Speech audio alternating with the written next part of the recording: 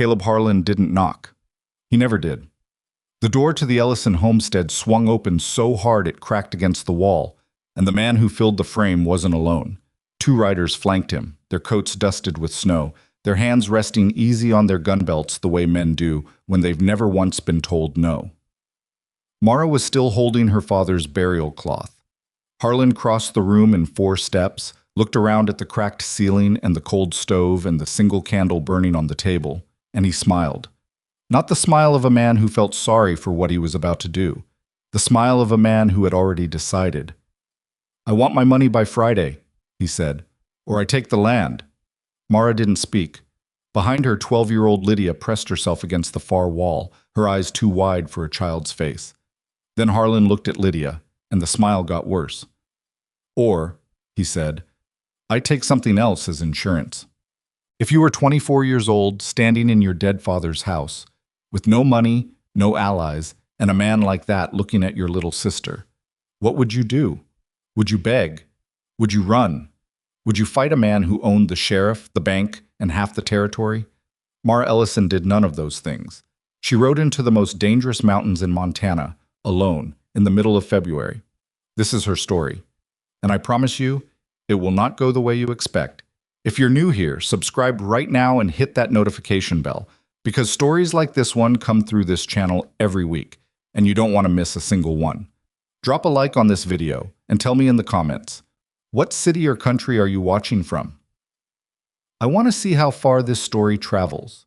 Now let's go back to where it all began. Well, the morning her father died, Mara was splitting wood.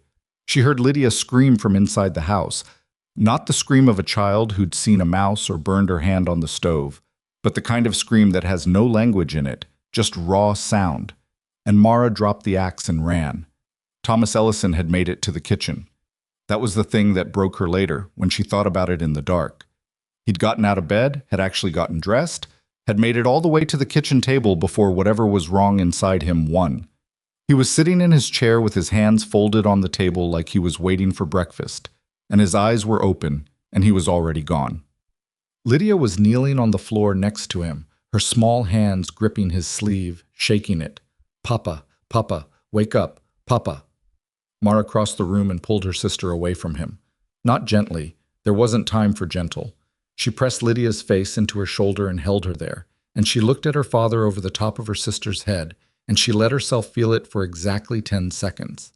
Then she stopped feeling it, because there was wood to split and a fire to build, and the temperature outside was sitting at 9 degrees, and Lydia hadn't eaten since yesterday. That was how Mara Ellison had survived her whole life. Feel it fast, then move. She buried her father 3 days later in frozen ground, which meant she had to break the earth with a pickaxe for 4 hours before the shovel was any use at all. The preacher from Millhaven rode out and said words that she didn't really hear. A neighbor woman named Agnes Pritt stood at the edge of the grave with her hands clasped and her head bowed, and when it was over, she pressed a jar of preserved peaches into Mara's hands and said, "You're going to need to go into town, honey. You're going to need to figure out the paper situation." The paper situation. That was what Agnes called it. What Agnes meant was, your father owed Caleb Harlan $430 on a loan taken out 18 months ago when the wheat failed, and that loan was due in full on the 1st of March, and it was now February the 7th, and you have no money, and no crop, and no husband, and everyone in Millhaven County already knows it. Mara had known about the loan. She'd known about it when her father took it out, had argued with him at the kitchen table about it for 2 hours, while Lydia sat in the corner pretending to read and listening to every word. Thomas Ellison had been a proud man and a stubborn man, and a man who believed, genuinely believed, that the next season would turn things around. He'd believed it the season before that too. The difference now was that he was dead, and the debt had passed to her, and she had 21 days. She went to the bank in Millhaven on a Thursday. A man named Garrett Fossey sat behind the only desk in the First Territorial Bank, and he had the kind of face that looked permanently disappointed in whoever was standing in front of it. He listened to Mara explain what she needed, a short bridge loan, 60 days. She had land as collateral, good land, river adjacent with 2 structures in decent repair. And then he folded his hands on top of his desk and said, "Miss Ellison, your father came to us twice. We were unable to help him then. The circumstances haven't improved. The land is worth more than the debt, she said. The land's value is speculative in this market. It's not speculative, it's river adjacent with Miss Ellison. He said her name the way people say stop talking. I'm going to be honest with you. Mr. Harlan is a preferred client of this institution. We are not in a position to place ourselves in adversarial arrangement with a preferred client by financing his debtors. I hope you understand. She understood perfectly. She went to 2 more banks, one in Millhaven, one in the town of Coulter, 12 miles east. She got the same answer in different words each time. By the time she rode back to the homestead that evening, her fingers were numb inside her gloves, and she'd used up every quiet curse word she knew and moved on to some louder ones. Lydia was sitting by the fire when she came in, doing her letters in a copybook that was almost full. She looked up when Mara came through the door, and something in her face asked the question before her mouth did.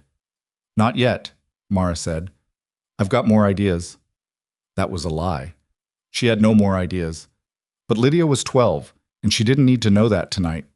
The sheriff's office was Mara's next stop, 2 days later. She went because Agnes Pritt told her to go, told her that even if the law couldn't help directly, there might be some official channel she hadn't thought of, some county provision, some procedure. Agnes was an optimist. Mara had never been one, but she was getting desperate enough to try. Sheriff Dale Pruitt was a broad man with a gray mustache and the careful, measuring eyes of someone who had spent decades learning how to avoid trouble. He let her sit down. He gave her coffee. He listened to the whole story with his elbows on his knees and his head slightly tilted, like a man hearing something that genuinely interested him. Then he said, Miss Ellison, Mr. Harlan has got a signed contract. I know he does. And the debt was your father's legal obligation, which passed to you as sole surviving adult. I know that too. Then I don't know what you think I can do about a legal debt that he told me he'd take my sister. Her voice didn't shake when she said it. She was proud of that. He came to my house the day after my father's funeral, and he stood in my kitchen, and he looked at my 12-year-old sister and said he might take her as insurance. That's what he said. Insurance. Pruitt's jaw moved. Something went through his eyes that might have been discomfort or might have been guilt. It was gone before she could name it. That's a serious accusation, he said. It's not an accusation. It's what happened. Do you have a witness? Mara stared at him. Lydia was there, she said very quietly. Your 12-year-old sister. Yes. Pruitt looked down at his coffee cup. He turned it once in his hands. Miss Ellison, I understand you're in a frightening position. I do. But Mr. Harlan is one of the most significant landowners and employers in this county, and I cannot... He stopped, started again. Without a credible witness to a specific threat, my hands are tied. What I can tell you is that if you don't want to lose that land, you need a lawyer. And maybe you need to think seriously about whether there's family somewhere who could help. There was no family. There had never been family. She told him that, and he nodded like he was sorry, and she walked out of his office and stood on the boardwalk in the February cold and breathed until the shaking in her hands stopped. She'd gone to the bank. She'd gone to the law. She'd gone to every door she could think of, and every single one had opened just far enough for someone to look at her and decide she wasn't worth the risk. She rode home. She fed the horses. She made dinner.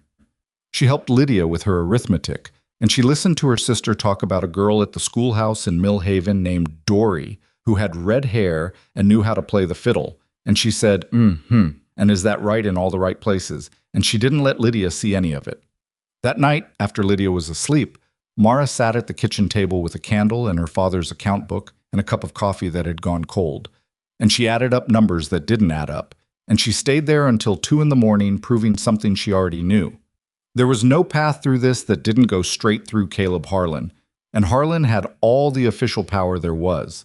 She was still sitting there when she heard the horses, 3 of them, coming up the road fast for that hour of night.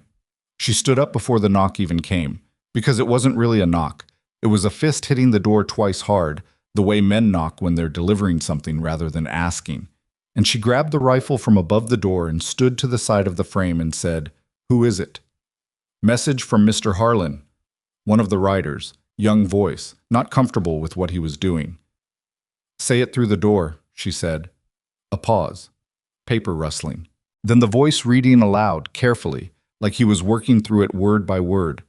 Mr. Harlan regrets that in light of the estate's failure to seek remedy for the outstanding debt, and in the interest of ensuring said debt is honored, he will be taking temporary custody of Lydia Ellison, age 12, to his property at Harlan's Ridge, where she will be housed in comfort and safety until the debt of $430 is paid in full or the land title is transferred. He says, another pause, quieter now. He says she should be packed and ready at first light. He'll send a wagon. Mara didn't say anything. The writer waited. Miss Ellison? Get off my land, she said. More silence.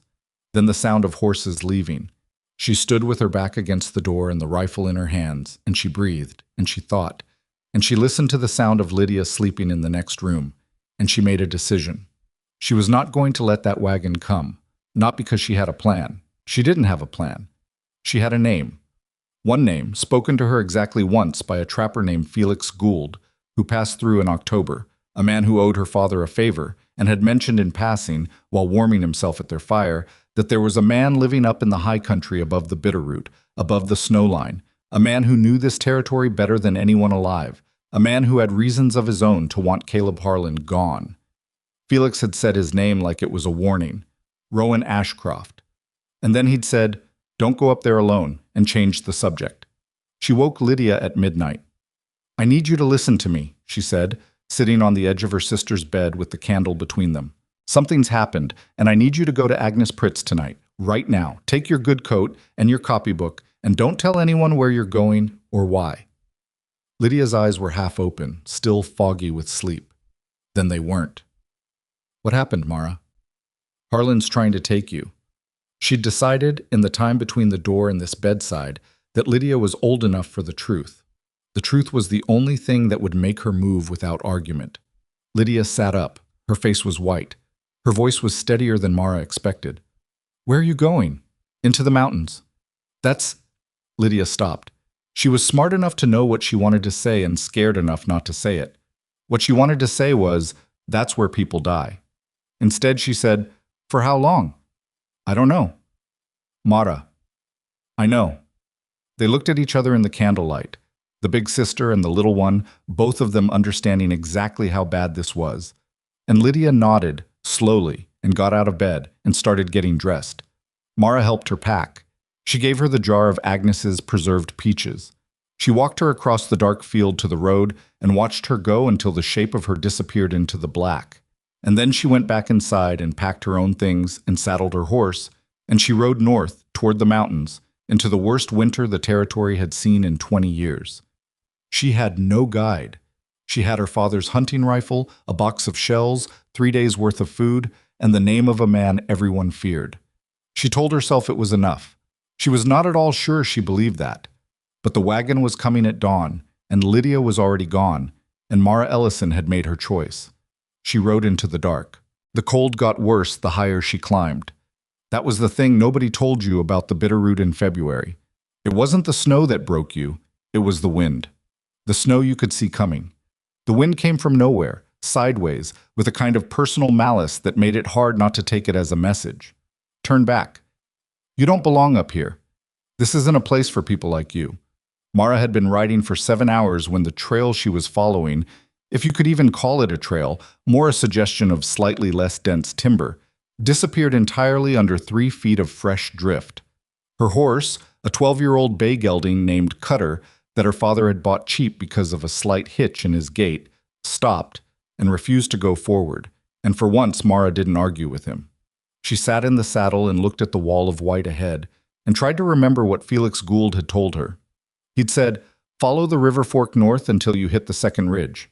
He'd said, there's a passage through the rock face, narrow, looks like nothing, but it opens up. He'd said, after that, you're on your own. She'd found the river fork. She was fairly sure she'd found the first ridge.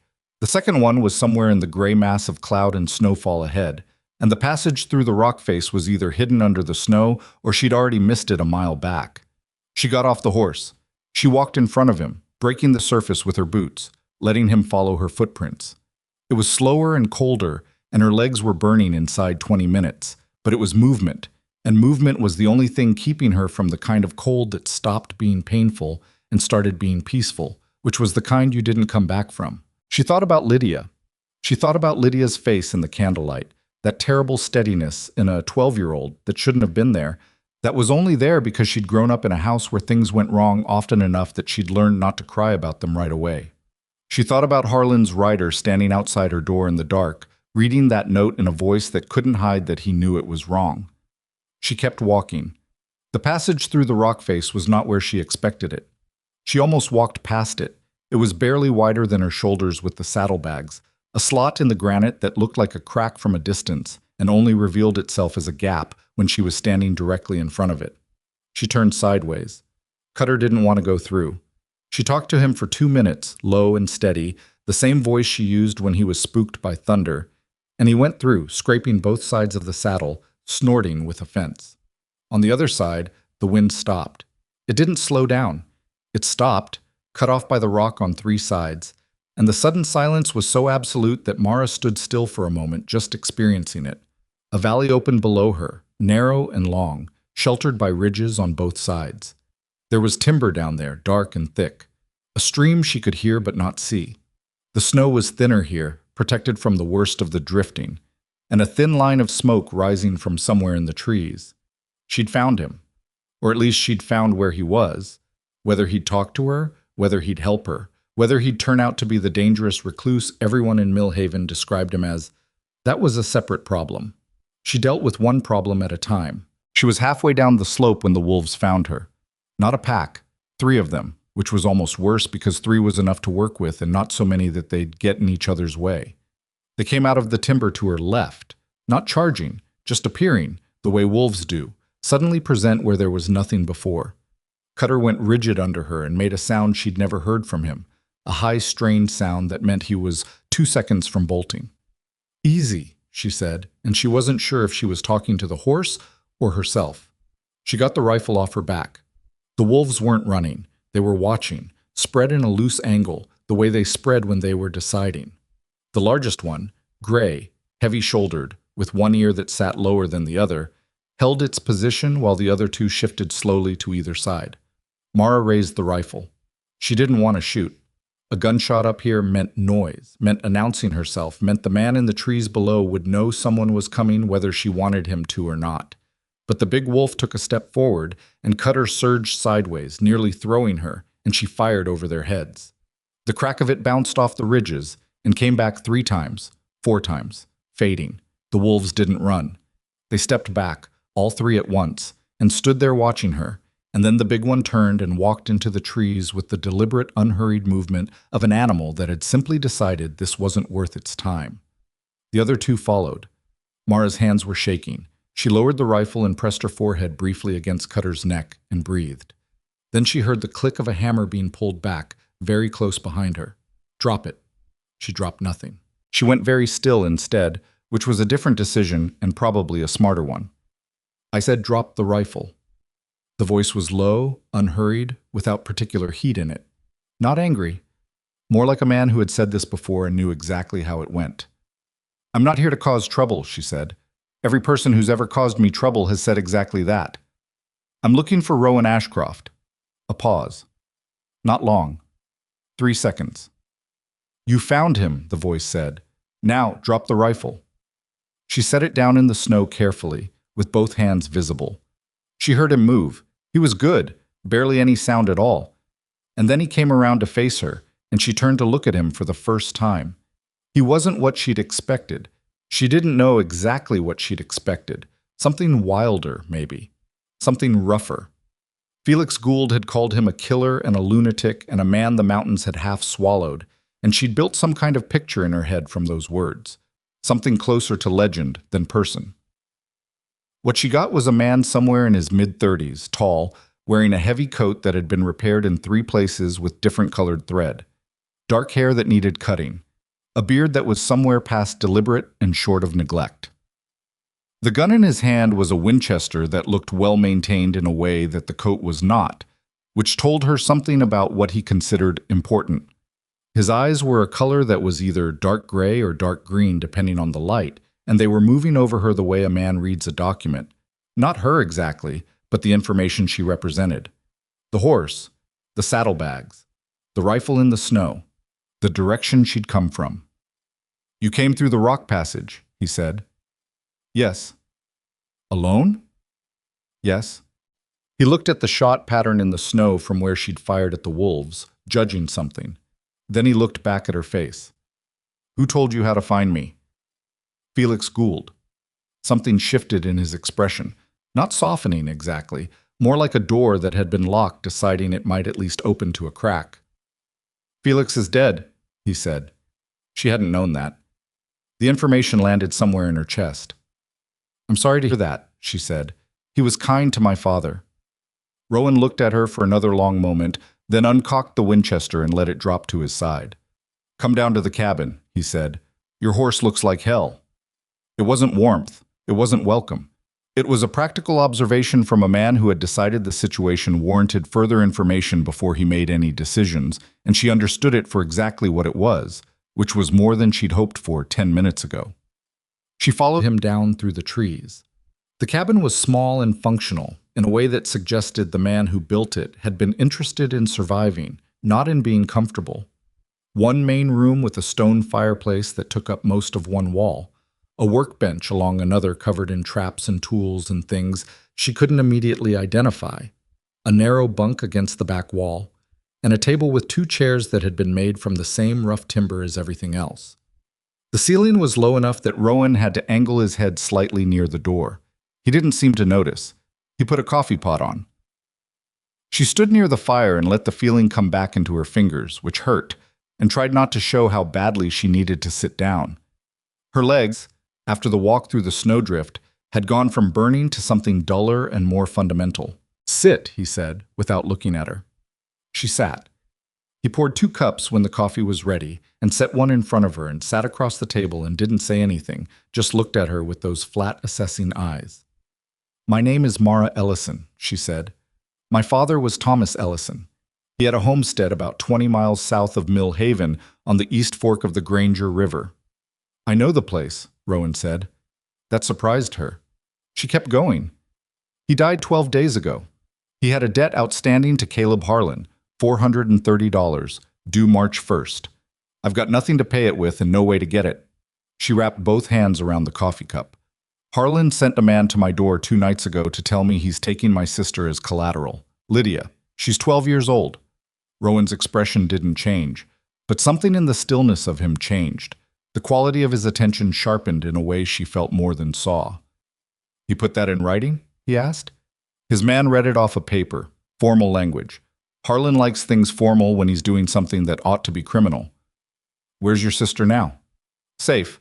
Somewhere he won't look, at least for a few days. She looked at him steadily. Felix Gould told me you had reasons of your own to want Harlan gone. He didn't tell me what they were. Rowan picked up his coffee cup and looked at it and put it down without drinking. What are you asking me for exactly? He said. I don't know yet, she said, which was the honest answer. I rode up here because every other door in the territory was closed. Banks won't touch me because Harlan controls them. The law won't move because Harlan owns Pruitt. I've got land that's worth something, a rifle, a lame horse, and a 12-year-old sister that a powerful man has decided he can use as a piece in his game. She paused. I'm asking what it would take to stop him. The fire shifted and settled.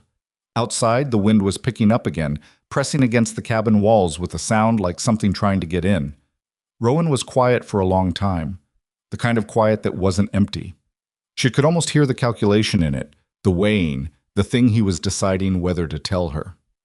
Your land, he said finally, the East Fork parcel. What do you know about what's under it? She frowned. Wheat doesn't grow well.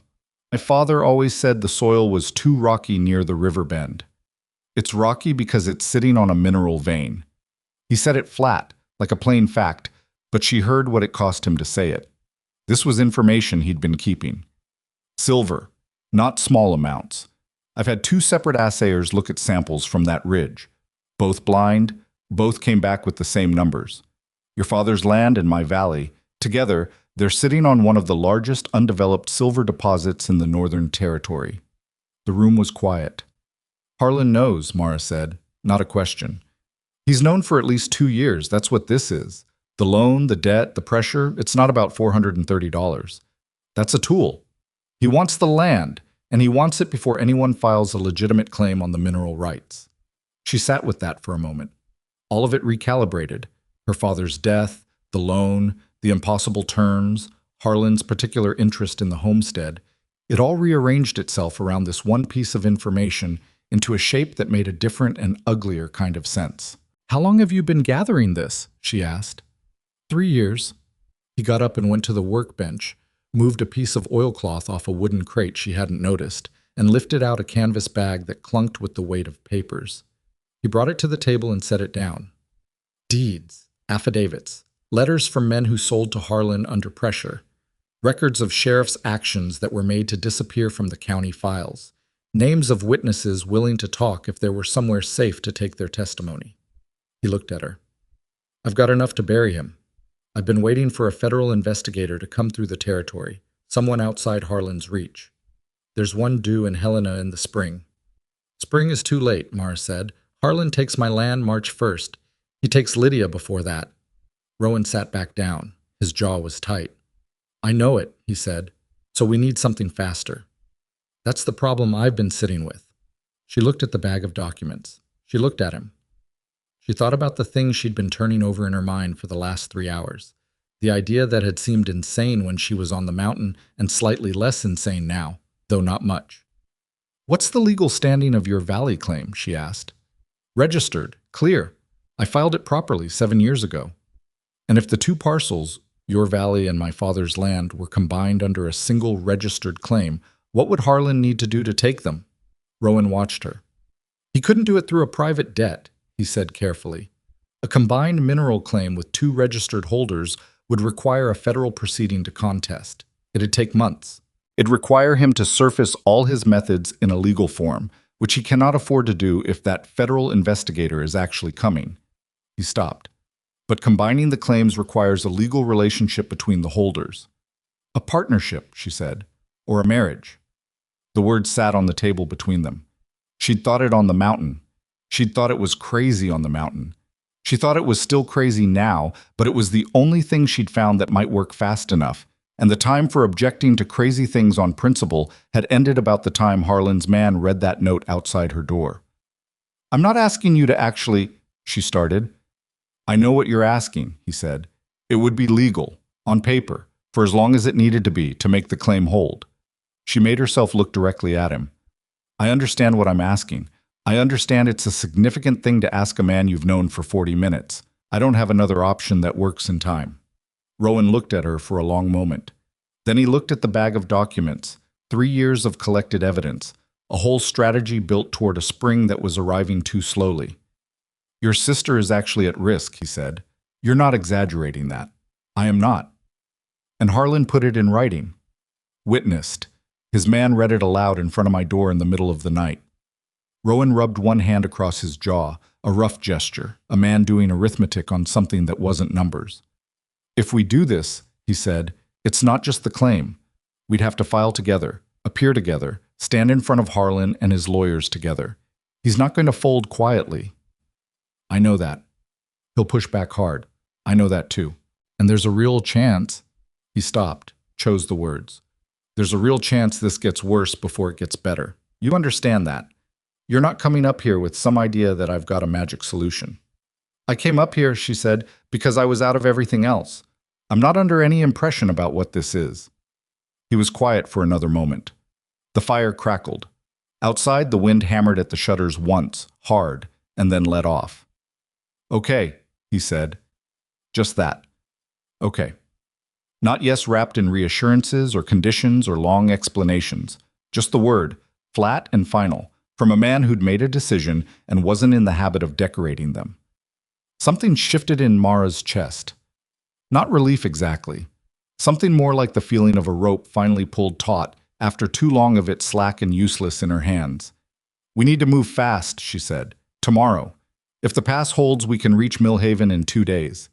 He stood and went back to the workbench. "You can take the bunk. I'll manage." "I don't need—" "You've been on a horse in a blizzard for 7 hours and you fired at wolves half an hour ago," he said, without turning around.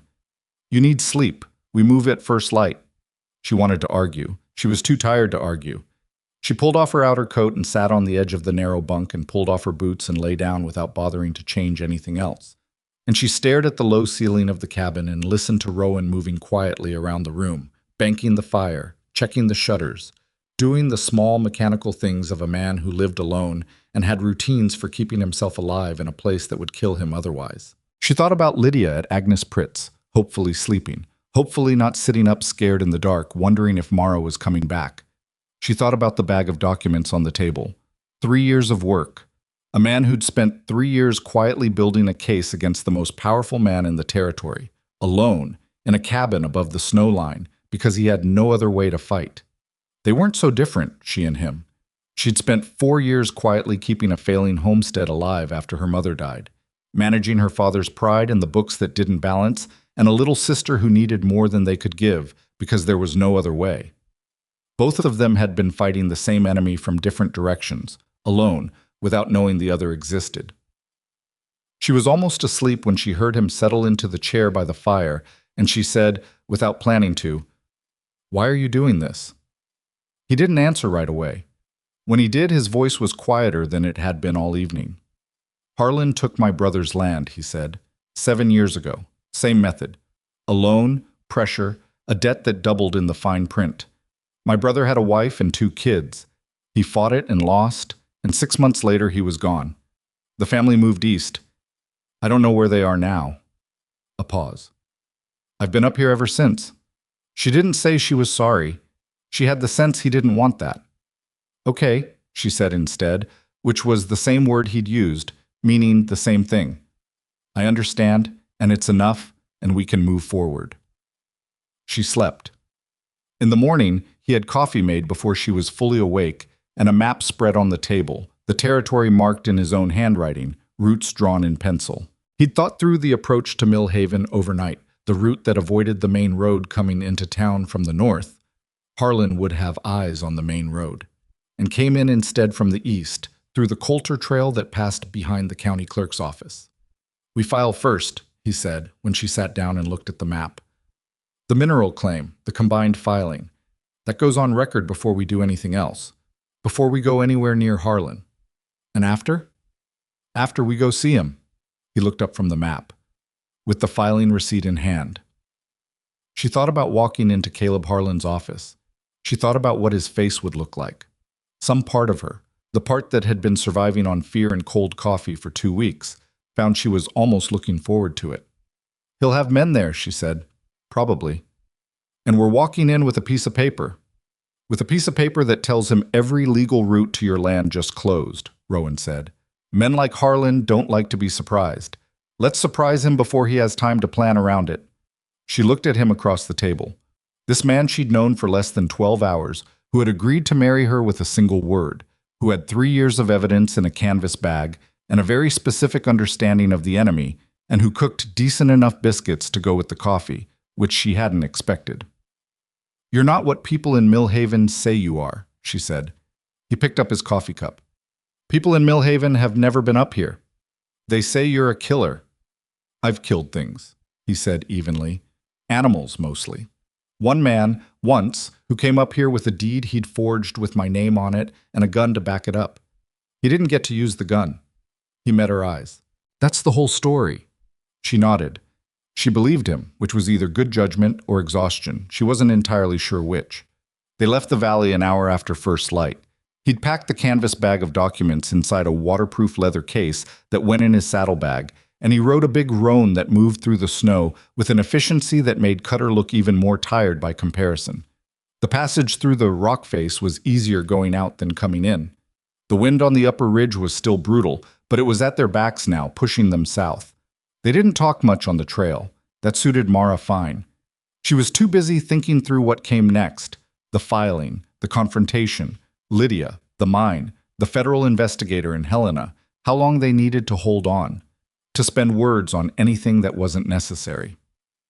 Around midday, picking through a stretch of timber where the snow had compacted into something passable, Rowan said, "You never told me about your father." She glanced over at him. He was watching the trees, not her. "What do you want to know?" "Felix said he was a good man." "He was," she said. He was also stubborn and prideful and terrible with money, and spent most of my life believing the next season would fix everything. She paused. He was a good man. Those things can all be true at once. Rowan nodded, like that confirmed something he'd already suspected. Mine was the same way, he said. And that was all he said about it. They made camp before dark in the shelter of a ridgeline that blocked the worst of the wind. He built a fire fast and efficiently, and they ate what she'd brought in her saddlebags, dried meat and hardtack and the last of the coffee, and sat on opposite sides of the fire in a silence that had stopped being uncomfortable somewhere between the wolf tracks on the trail and the moment he'd told her about his brother. Millhaven by tomorrow afternoon, he said, looking at the coals. If the pass holds. It'll hold. He said it like he knew the mountains personally, which maybe he did. We'll go to Judge Callner for the filing. He's the one man in the county Harlan hasn't gotten to, as far as I can tell. Why not? Because Callner's got a nephew in the federal service in Helena, and Harlan knows any move on the judge comes back to the nephew, which comes back to federal eyes. He poked the fire once. Even men like Harlan know when to leave something alone. She filed that away. It was the kind of specific tactical thinking that she hadn't had access to and badly needed. The map of who was compromised and who wasn't, who Harlan feared and who he'd already bought. Rowan had spent 3 years building that map, and she was getting it in pieces around a campfire, and she was grateful for every piece. After we file, she said, after we go to Harlan, what do you think he actually does? Rowan considered. He didn't rush it. In that room, with the document in front of him, he backs down, temporarily. He's smart enough not to make a move he can't take back in a public setting. He looked up from the fire. But that same night, or the night after, he'll start thinking about how to go around it. Harlan's whole operation runs on the idea that he's operating just inside legal lines. The moment we make that filing, we've pushed him toward outside those lines. And men who've been inside the lines their whole lives, when they cross over, they get ugly, she said. They get very ugly. The fire popped and sent a spray of sparks into the dark above them. Then we have to be ready, she said. Yes, he said. We do. She looked at him across the fire, this man she was about to marry in a courthouse, in the town that had turned her away from every door, this man she didn't know, and also, somehow, in the compressed way that crisis collapsed time, had started to know in the ways that mattered. He was not a comfortable man. He had no interest in making her feel better about things that weren't better. He told her what he thought, and then stopped talking, and he didn't apologize for either part. She respected that. She had no patience left for softening. Tomorrow they'd reach Millhaven. Tomorrow the legal claim would be filed, her name and his together on a document that would land on Caleb Harlan's desk before dark.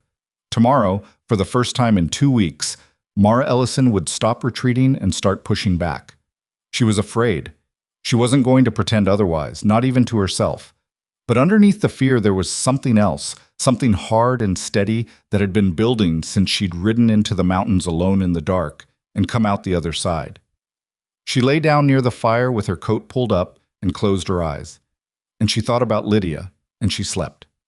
They reached Millhaven at 2:30 in the afternoon, coming in from the east the way Rowan had planned, along the Coulter Trail that ran behind the feed store and the livery and came out on the backside of the courthouse square. The town looked the same as it always had.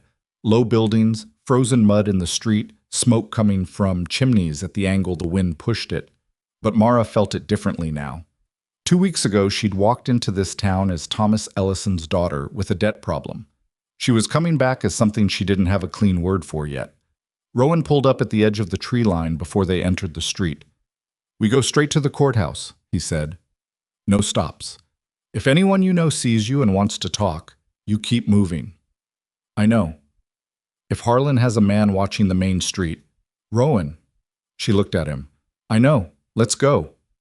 He studied her face for half a second, then nodded and nudged the roan forward. Judge Elias Callner was a small, dry-looking man in his late 60s with ink-stained fingers and the permanent expression of someone who had read too many badly written legal documents and was quietly suffering for it.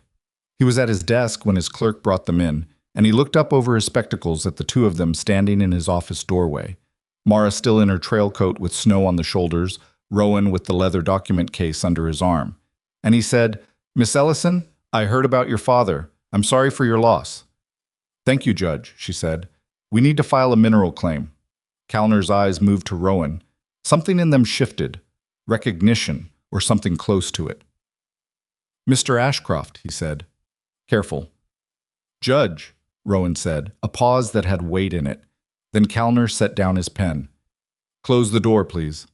They sat across from his desk, and Rowan laid out the claim documents he'd had drawn up by an assayer in Helena 8 months ago, waiting for exactly this moment. Callner read through them without speaking, turning pages slowly, going back twice to reread sections. The office was warm and smelled like old paper and wood smoke, and the clock on the wall ticked with the specific loud patience of courthouse clocks.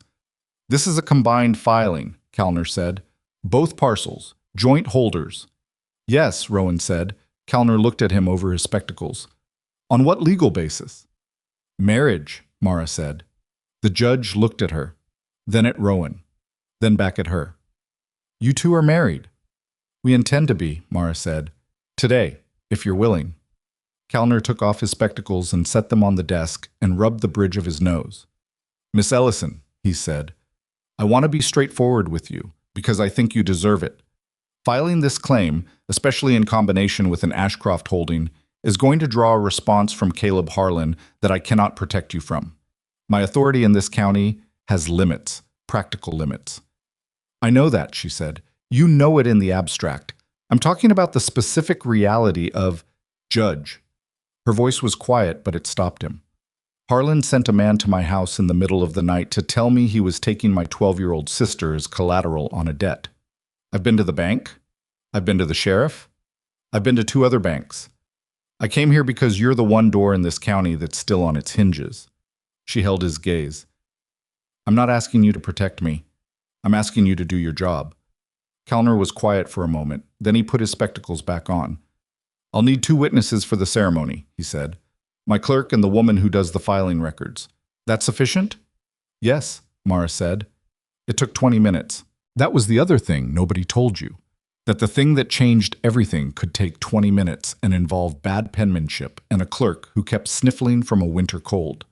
The ceremony was 5 sentences from a territorial statute book, and Callner said them in the same flat voice he'd use for any legal proceeding, and Mara said the words she was supposed to say, and Rowan said the same words, and the sniffling clerk and the filing woman signed the record, and that was it. Afterward, Callner stamped both the marriage record and the mineral claim filing and handed Rowan the receipt. This is on record as of today, he said. February 19th, 1883. He paused. Good luck to both of you. You're going to need it. They walked out of the courthouse into the cold afternoon air. Rowan folded the receipt and put it inside his coat, close against his chest. They stood on the courthouse steps for a moment without speaking. That's done, Mara said. That's done, he agreed. She looked down the main street of Millhaven toward the far end, where Harlan's land office sat in a 2-story building that was nicer than anything else in town, with glass windows and a painted sign. She'd walked past that building 100 times in her life and never thought much about it. Now she thought about it quite a bit. We should go today, she said, while we still have the element of, we go today, Rowan said. Give me 10 minutes. He went to the roan and pulled something else from his saddlebag. Not a weapon, just a folded envelope. He held it up briefly so she could see. Letter from one of the men Harlan pressured into selling. He signed it 6 weeks ago. It names specific conversations, specific threats, dates, and amounts. He tucked it into his coat with the receipt. If Harlan tries to play it like we have nothing, this is the second thing. She hadn't known about the letter. She was starting to understand that Rowan operated in layers. There was always something she hadn't seen yet, something he'd prepared separately, held in reserve, not out of distrust, but out of the habit of a man who'd learned that plans needed backup plans, and backup plans needed backups of those. They tied the horses at the post in front of the general store, 3 buildings away from Harlan's land office, close enough to walk, far enough that they weren't announcing themselves before they had to. Mara checked the rifle out of habit, then left it in the saddle scabbard. She wasn't going in there to threaten anyone. She was going in there to deliver information, and the information was the weapon, and it was already loaded. They walked the length of the boardwalk side by side. 2 people, neither of them looking like much. A woman in a trail coat and a man who needed a haircut. and Mara thought about what Harlan would see when they came through his door. She hoped he'd underestimate them. People who underestimated you gave you an extra second, and sometimes an extra second was everything. The door to Harlan's land office was warm and solid and opened onto a front room with a mahogany desk and a boy of about 17 sitting behind it, who looked up and said, "Can I help you?" in a voice that was trying to sound older than it was. "Caleb Harlan," Mara said. "We need 5 minutes." "Mr. Harlan is in a meeting.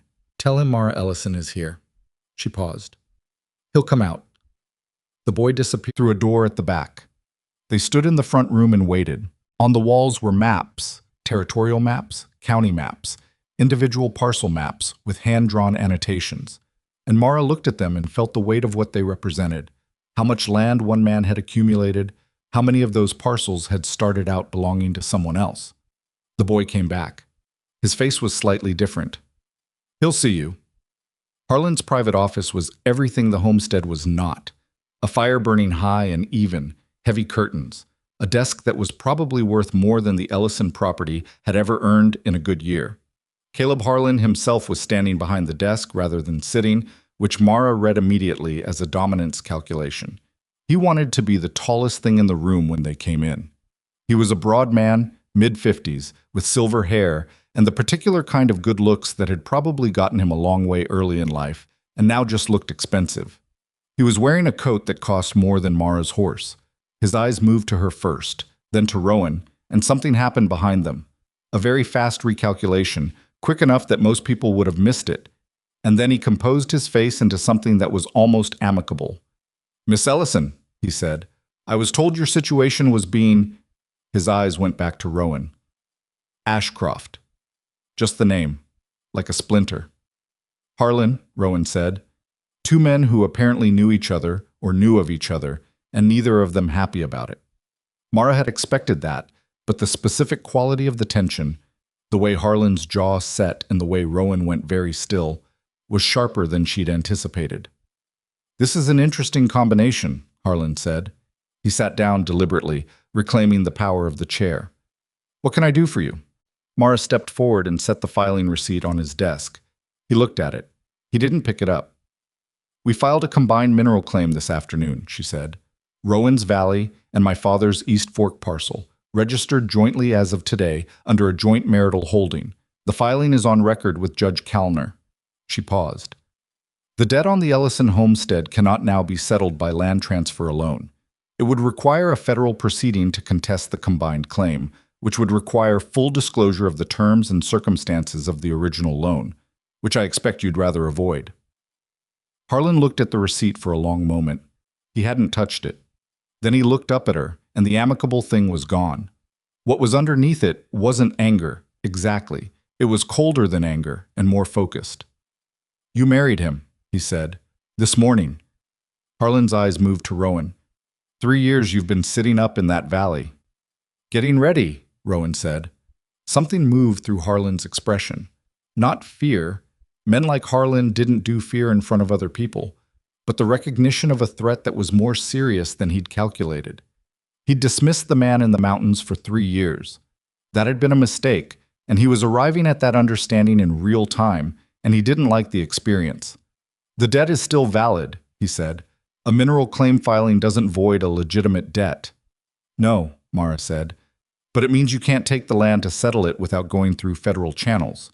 And it means—" She reached into her own coat and drew out the copy Rowan had made of the letter, setting it beside the receipt. "That when those federal channels open up, there's a great deal of supporting documentation that would find its way into the proceeding." Harlan looked at the letter. He still didn't touch anything. "Where's your sister?" he said. It wasn't a question about Lydia's well-being. It was a test. He wanted to know if Mara knew where she was, if he still had a card to play. She watched his eyes when he asked it and saw what she needed to see. "Somewhere you won't find her," she said. "And if your men go looking, the first thing that happens is that letter goes to the Federal Territorial Office in Helena. Your name is on it 12 times in very specific context." The room was quiet. The fire crackled. One of Harlan's hands, resting on the desk, tightened almost imperceptibly. "I want you out of my office," he said. "We're leaving," Mara said. "We wanted to make sure you had current information." She picked up both documents, she wasn't leaving them with him, and stepped back from the desk. The debt will be paid, Mr. Harlan. In good time, through proper means, with proper accounting. My husband and I are prepared to honor what my father owed. We're not prepared to be robbed.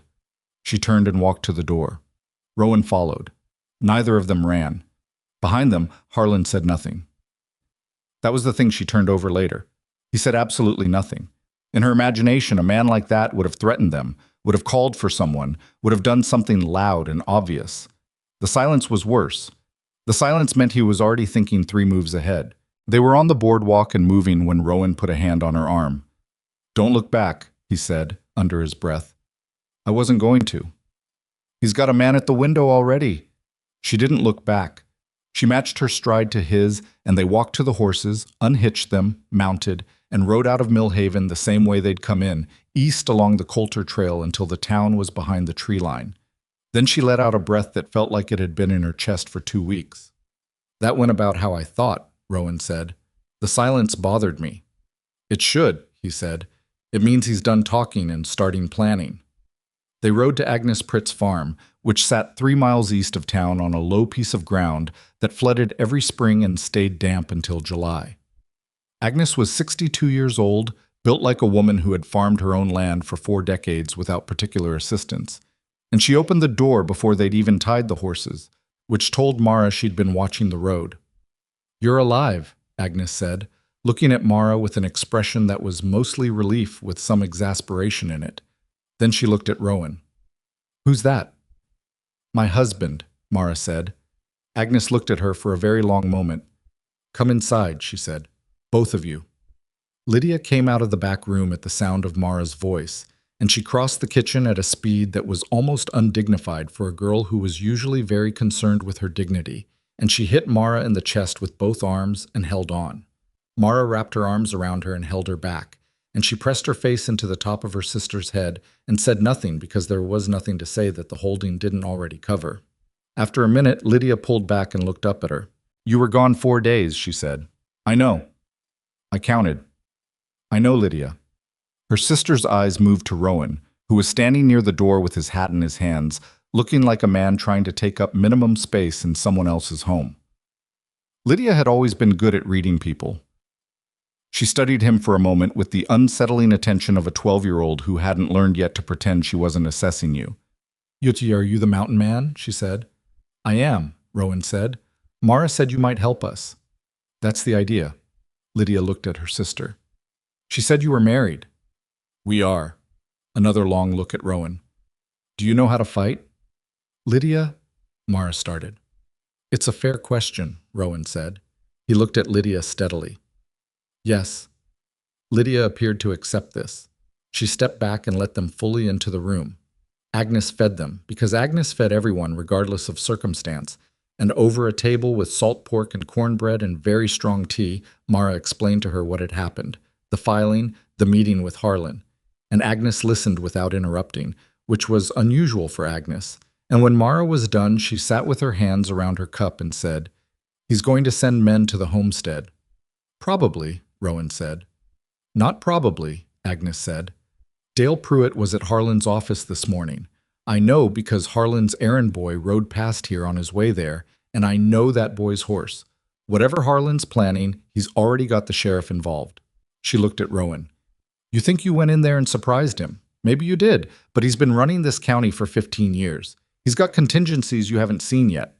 Rowan nodded slowly. "That's why we're not going back to the homestead without a plan." "You're going back at all?" Agnes said. "We have to," Mara said. "If we abandon the property, even temporarily, it gives him a legal argument that we've vacated. The filing doesn't help us if there's no one on the land." Agnes looked at her, at Rowan, back at her. "What's the plan?" It took an hour to lay it out, and it wasn't a clean plan because clean plans required resources they didn't have. What they had was Rowan's knowledge of defensive positioning. He'd spent years thinking about how to hold a piece of terrain against a larger force, which was a strange skill set for a trapper, but made complete sense when you knew why he'd been living alone in the mountains for 3 years. And Mara's knowledge of the homestead itself, every outbuilding, every sight line, every weak point in the fencing. The homestead had 3 things going for it. The house itself sat on a slight rise, which gave anyone inside it better sight lines than anyone approaching from the road. The barn to the east was close enough to serve as a secondary position, and the river bend to the north created a natural barrier on one side that even mounted riders would have trouble crossing fast. The weaknesses were the tree line to the west, which came within 100 yards of the house, and the fact that there were only 2 of them. "I can come," Agnes said.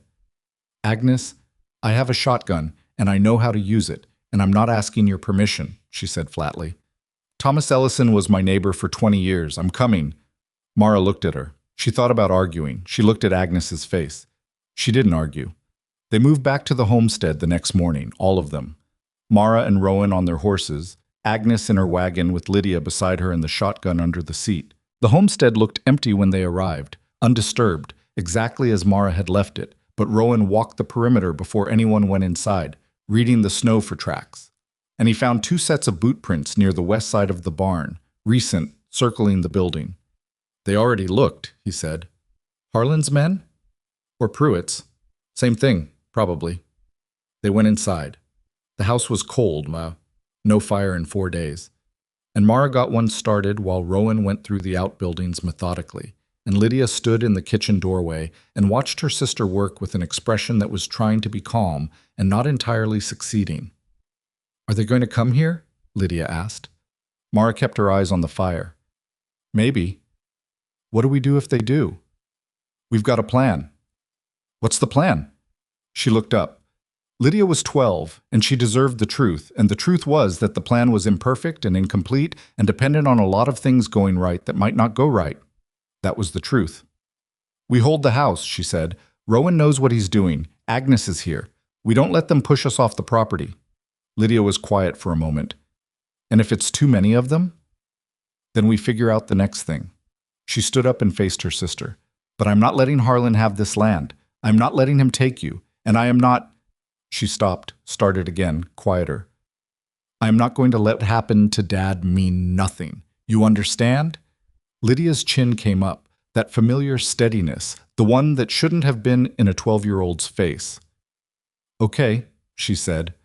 Rowan came back inside an hour later with mud on his boots and a different quality of attention than he'd left with. I went to the kitchen table and laid out a rough sketch he'd done on a scrap of paper. The house, the barn, the tree line, the river. And Mara and Agnes came to look at it. 3 positions, he said. I take the barn. I've got the best sight line from the loft to the road and to the west tree line. Agnes, if you're willing, the front room upper window covers the approach from the road. Mara, you're the most mobile, which means you move between positions, and you're the one who decides if we need to pull back. Pull back to where? Agnes asked. The root cellar under the east side of the barn, built into the hill, one way in and one way out, which is bad for escape but very bad for anyone trying to get at you. He looked at Mara. If it gets to that point, Lydia goes in the cellar. I'm not hiding in a root cellar, Lydia said from the doorway. You are, Mara said, without looking away from the map. If something happens to you, then you stay in the cellar until someone who isn't Harlan's man comes and opens the door. She looked at her sister. That's not a negotiation, Lydia. Lydia's jaw was tight. She said nothing, which was as close to agreement as she was likely to get. They spent the rest of that day preparing. Rowan reinforced the barn loft with stacked feed sacks that would slow a bullet. He inventoried the ammunition. They had enough. Not comfortably enough. Enough. Agnes moved her wagon to a position behind the barn where it was out of sight from the road. Mara checked every window latch in the house and moved the kitchen table against the front wall to create a low barrier. That night, the 3 adults sat at the kitchen table after Lydia had gone to bed, and they were quiet together in the way that people are quiet when they've done what they can do and the rest is waiting. How long do you think we have? Mara asked. A day, Rowan said. Maybe 2. He's not a patient man when he's been surprised, and what we did yesterday surprised him. You said men like him get ugly when they cross the line. Yes. How ugly are we talking about? He looked at the table, choosing words with the care of a man who didn't want to either lie or panic her. He'll use enough force to make a point, not a massacre. He's not ready to go that far with federal attention on the territory, but enough that if we fold, it looks like we left of our own accord because things got uncomfortable. He looked up. He's hoping we'll run. That's the most important thing. If we don't run, it complicates his story significantly. Agnes set her cup down. Then we don't run. No, Mara said. We don't. It was Agnes who first heard them coming, 2 days later, in the gray pre-dawn when the light was still the color of cold ash. Her hearing was better than it should have been at 62, she always said, because she'd spent her whole life listening for things that could go wrong. She came to Mara's door and knocked twice, quickly, and that was all she needed to do. Mara was up and across the room before she was fully awake, the rifle in her hands from the bedside, moving to the window. She could see the road. Coming down it, in the thin early light, were riders. She counted quickly. 5, 6. And behind them a wagon with 2 more men in it, 8 men. She went to the top of the stairs. Rowan, who was already moving below, coat on, heading for the back door in the barn. He'd been sleeping in the barn since they arrived, lighter sleep, closer to his position. She'd heard him check the loft twice during the night. He glanced up at her as he reached the door. 8, she said. He nodded once and went out. Mara went to Lydia's room. Her sister was sitting up in bed, already awake, hair loose around her face, looking at Mara with eyes that were scared and steady in equal measure. Root cellar, Mara said. Lydia got up without a word, pulled on her boots and coat, and followed Mara down the stairs and out the back of the house and across the frost-hard ground to the cellar door in the side of the hill. Mara pulled it open, and the smell of cold earth and old potatoes came up from the dark. There's a lantern on the shelf, Mara said. Matches next to it. Lydia climbed in. She turned at the bottom of the short ladder and looked up. Mara. I know. Come back. I intend to, she said, and she meant it, and she knew intention and outcome weren't the same thing, and she pulled the cellar door shut and turned back toward the house. Agnes was at the upper window. The riders had reached the edge of the property, stopped at the fence line.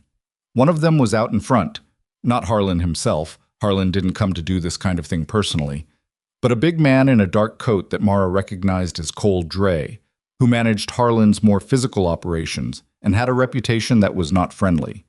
Dre's voice carried clear in the cold air. Ellison property. You've got one opportunity to come out and discuss a settlement. Mr. Harlan is prepared to be reasonable. Mara stood in the front room behind the table they'd pushed against the wall and said nothing. Come out or we come in, Dre said. Your choice. Agnes, from the window above, said without raising her voice much at all. I've got a shotgun aimed at the man doing the talking. Everybody stay very still. There was a pause. Dre looked up at the window, and from the barn came Rowan's voice, calm and carrying. I've got the man on Dre's left, and the 2 behind him. I'd like everyone to think carefully about the next few seconds. The riders shifted. Not retreating. Men like this didn't retreat easily, especially in front of each other. But the confident forward energy changed into something more careful. They hadn't expected 2 positions. They'd expected a frightened woman, maybe a borrowed shotgun. Dre's horse moved sideways under him, reading his tension. He controlled it and looked at the barn, then the house, and Mara could see him recalculating. Miss Ellison, he called. Or I suppose it's Mrs. Ashcroft now. You can't hold this property by force indefinitely. She opened the front door. She stood in the doorway where he could see her, rifle across her arms, not raised, not threatening, just present. I don't need to hold it indefinitely, she said. Just long enough. In 6 weeks. We've already sent correspondence. She hadn't yet, but Rowan had been drafting a letter last night, and it would go with the next rider south, and 6 weeks was long enough to send and receive, and Dre didn't know any of this. Everything that happens on this property between now and then is going to be very carefully documented. Dre looked at her. He was trying to figure out how much of that was real. Mr. Harlan's patience isn't unlimited, he said. I'm not asking for his patience, she said. I'm asking him to follow the law. If he does that, we have no problem. Another pause. Dre looked back at his men, and there was a brief, quiet conversation that she couldn't hear. And then he looked at the barn again, where Rowan hadn't moved or spoken again, but was simply present in a way that Mara had come to understand was its own kind of pressure. We'll be back, Dre said. I expect so, Mara said. They turned and rode back down the road, and the wagon followed, and the sound of hooves on frozen ground faded south toward Mill Haven. Agnes came down the stairs with the shotgun in the crook of her elbow and stood next to Mara in the doorway, both of them watching the empty road. They'll be back with more, Agnes said. Yes. You know that letter to Helena needs to actually go.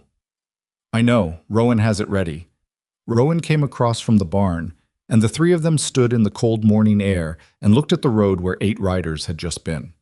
He looked at Mara, and she looked at him, and neither of them called it a victory, because they both knew what it actually was.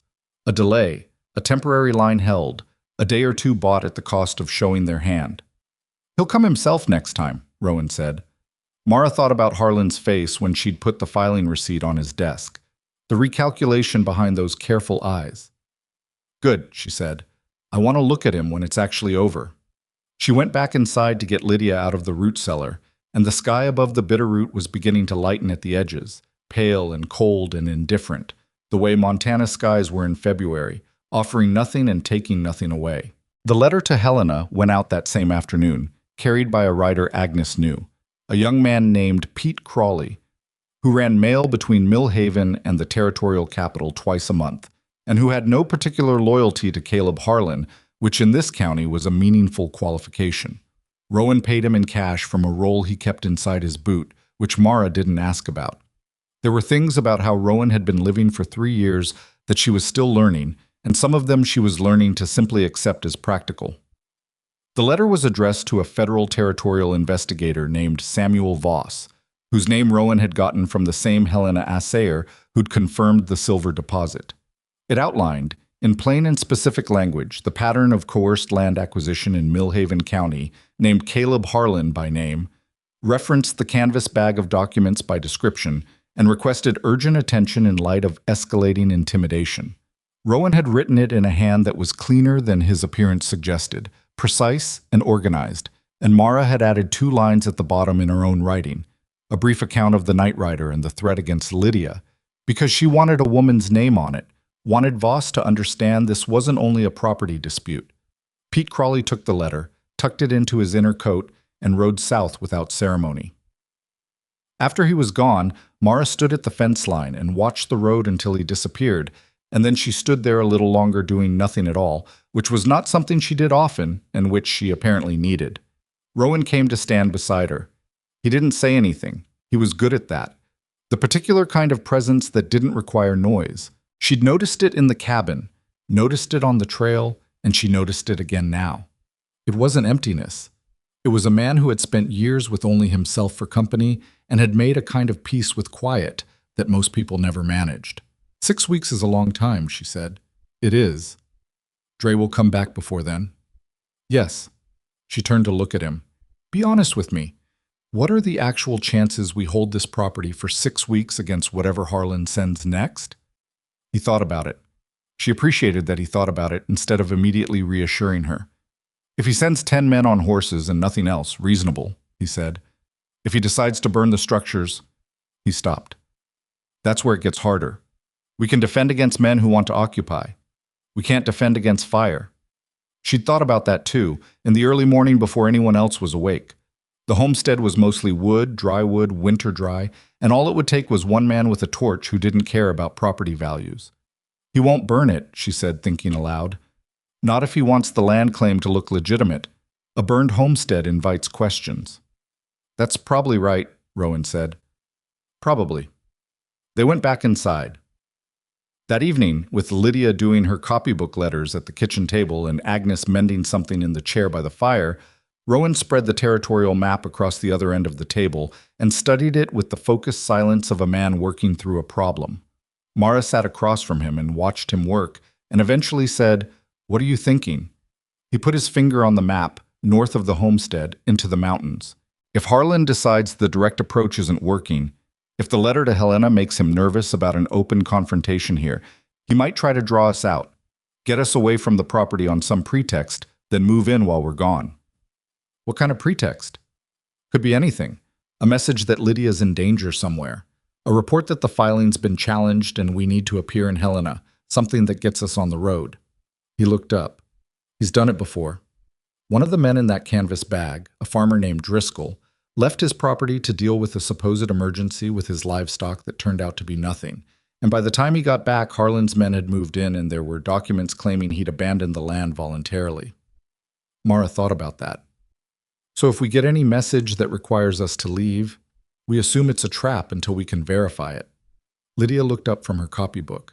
She'd been listening in the way she always listened, quietly, completely, storing everything. What if it's something real? She said. Then we deal with being wrong about the trap, Rowan said. He looked at her directly, which Mara had noticed he always did when he talked to Lydia.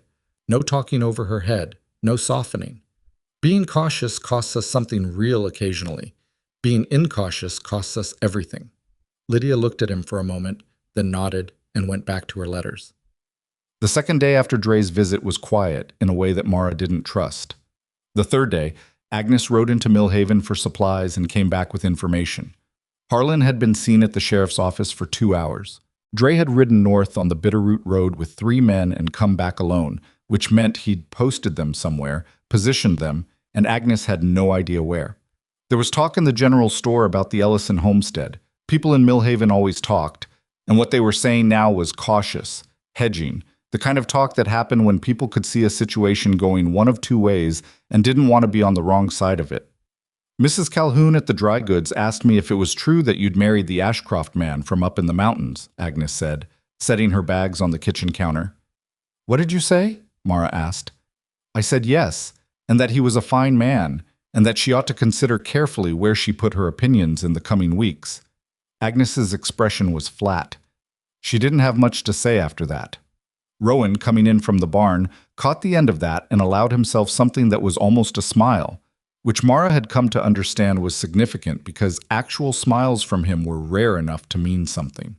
On the 4th night, she found him outside after midnight, standing at the edge of the rise where the house sat, looking south toward the dark suggestion of Millhaven in the distance. She'd woken to hear him get up. The floorboard outside the small room she was sharing with Lydia had a particular sound, and she'd lain there for a while, and then she'd gotten up too and pulled her coat on. The cold was absolute. The sky was clear for the first time in days, stars thick and sharp, and the snow had a faint blue quality to it in the dark. Can't sleep, she said. I sleep fine, he said. I just don't do it all at once. She stood beside him and looked at the dark landscape. Below, the river made a pale line in the dark, where the ice reflected the stars. Tell me something about your brother, she said. He didn't answer right away. She'd learned not to push his silences. His name was Daniel, he said finally. He was 3 years younger, better with people than I was, easier, just naturally easier with people. He paused. He had 160 acres on the South Fork. Good land.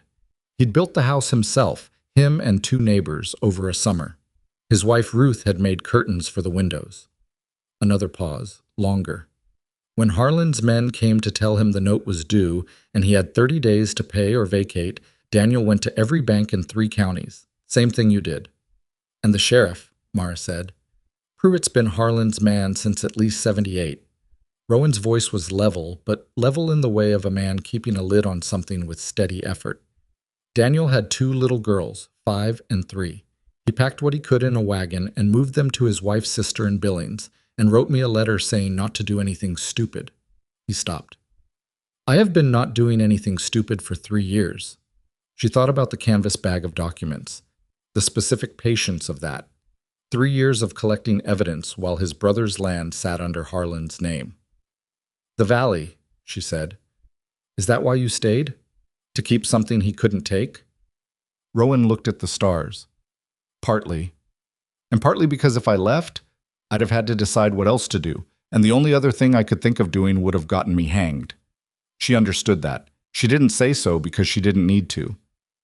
He's not going to stop, Rowan said. I want you to understand that clearly. What we've done is pushed him toward the line, but it hasn't stopped him. He's going to do something we haven't thought of. He always does. Then we stay ready. We stay ready, he agreed. They stood in the cold for a while longer, and then went back inside, and neither of them mentioned the conversation in the morning. But something between them had shifted slightly, the way furniture shifts in a house after you've lived in it long enough and stopped noticing where everything sits. The thing Harlan had thought of turned out to be simpler and more direct than Mara had anticipated, which she should have expected, because simple and direct was often the most effective kind of terrible. On the 5th morning, Pruitt rode out himself. He He came alone, which was unusual and deliberate. A sheriff arriving alone projected legality, procedure, the apparatus of the law, rather than the force behind it. He knocked on the front door, which was more than Dre had done, and when Mara opened it, he held up one hand to show it was empty and said, "I'm not here for trouble. I need 5 minutes." She looked at him. He looked tired. She stepped back and let him in. He stood in the kitchen and turned his hat in his hands and didn't ask to sit down, which told her he wasn't planning to stay long and maybe wasn't entirely comfortable being here at all. "Harlan's filed a counter-challenge to your mineral claim," he said, "with Judge Kalner." Mara felt her stomach drop. "On what grounds?" "He's claiming the Ellison parcel was encumbered at the time of filing, that the existing debt created a legal lien that prevented clear title from being transferred to a joint claim. He's got a lawyer from Butte who says the filing was therefore invalid." Pruitt paused. "Kalner hasn't ruled yet. He's taking 3 days to review." "Kalner won't rule against us," she said. "He might not have a choice if the legal argument holds." Pruitt looked uncomfortable. "I'm not here to take sides. I'm here to tell you that if Kalner rules the filing invalid, Harlan will move to execute the original debt immediately. And at that point—" He stopped. "At that point, you'll be obligated to assist him," Mara said. Pruitt's jaw worked. "I enforce legal judgments. That's my job." "It's a convenient job," she said, "when the legal judgments always favor the same man." His face reddened. But he didn't leave, which told her something. Rowan came in from the barn, reading the situation from the doorway in the way he read all situations: fast, quiet, total. "The lion argument is garbage," he said to Pruitt. "The debt created an obligation, not a property encumbrance. There's a difference under territorial statute, and Harlan's Butte lawyer knows it." Pruitt looked at him. "Maybe so. But it buys him 3 days while Kalner reviews it." "3 days," Mara said. "That's all I'm telling you." Pruitt put his hat back on. He looked at her, and for a moment something in his face was just a tired man and not a sheriff. "Miss Ellison, I knew your father. He was a decent man.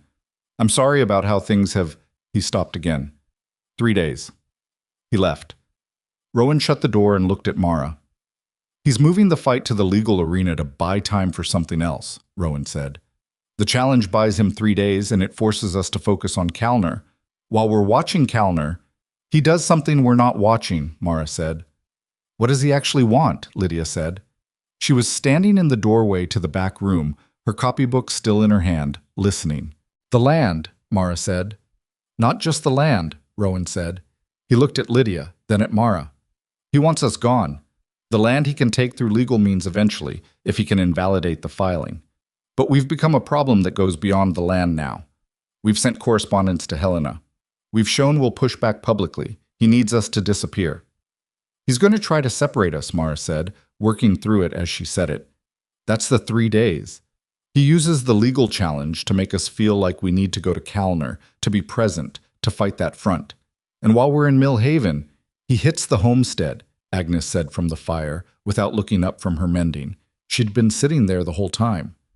"Or he hits whoever's left here." Silence. Lydia looked at Mara. Mara looked at Rowan. "None of us go to town," Rowan said. "We send a written response to Kalner through Agnes's mail rider, stating the legal counter-argument, and we stay here. If we don't appear, Kalner will make his decision on the paperwork. He's a judge, not a man who needs us to hold his hand."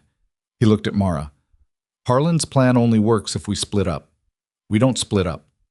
She thought about it for exactly as long as it took to see that he was right. "Agnes," she said, "I need paper and your mail rider again." Agnes put down her mending. "I'll get both." The response to Kalner took an hour to write because Rowan was particular about legal language and insisted on 3 drafts, which frustrated Mara and was probably correct. It went out that afternoon. Then they waited. Day 1 of the 3 was quiet.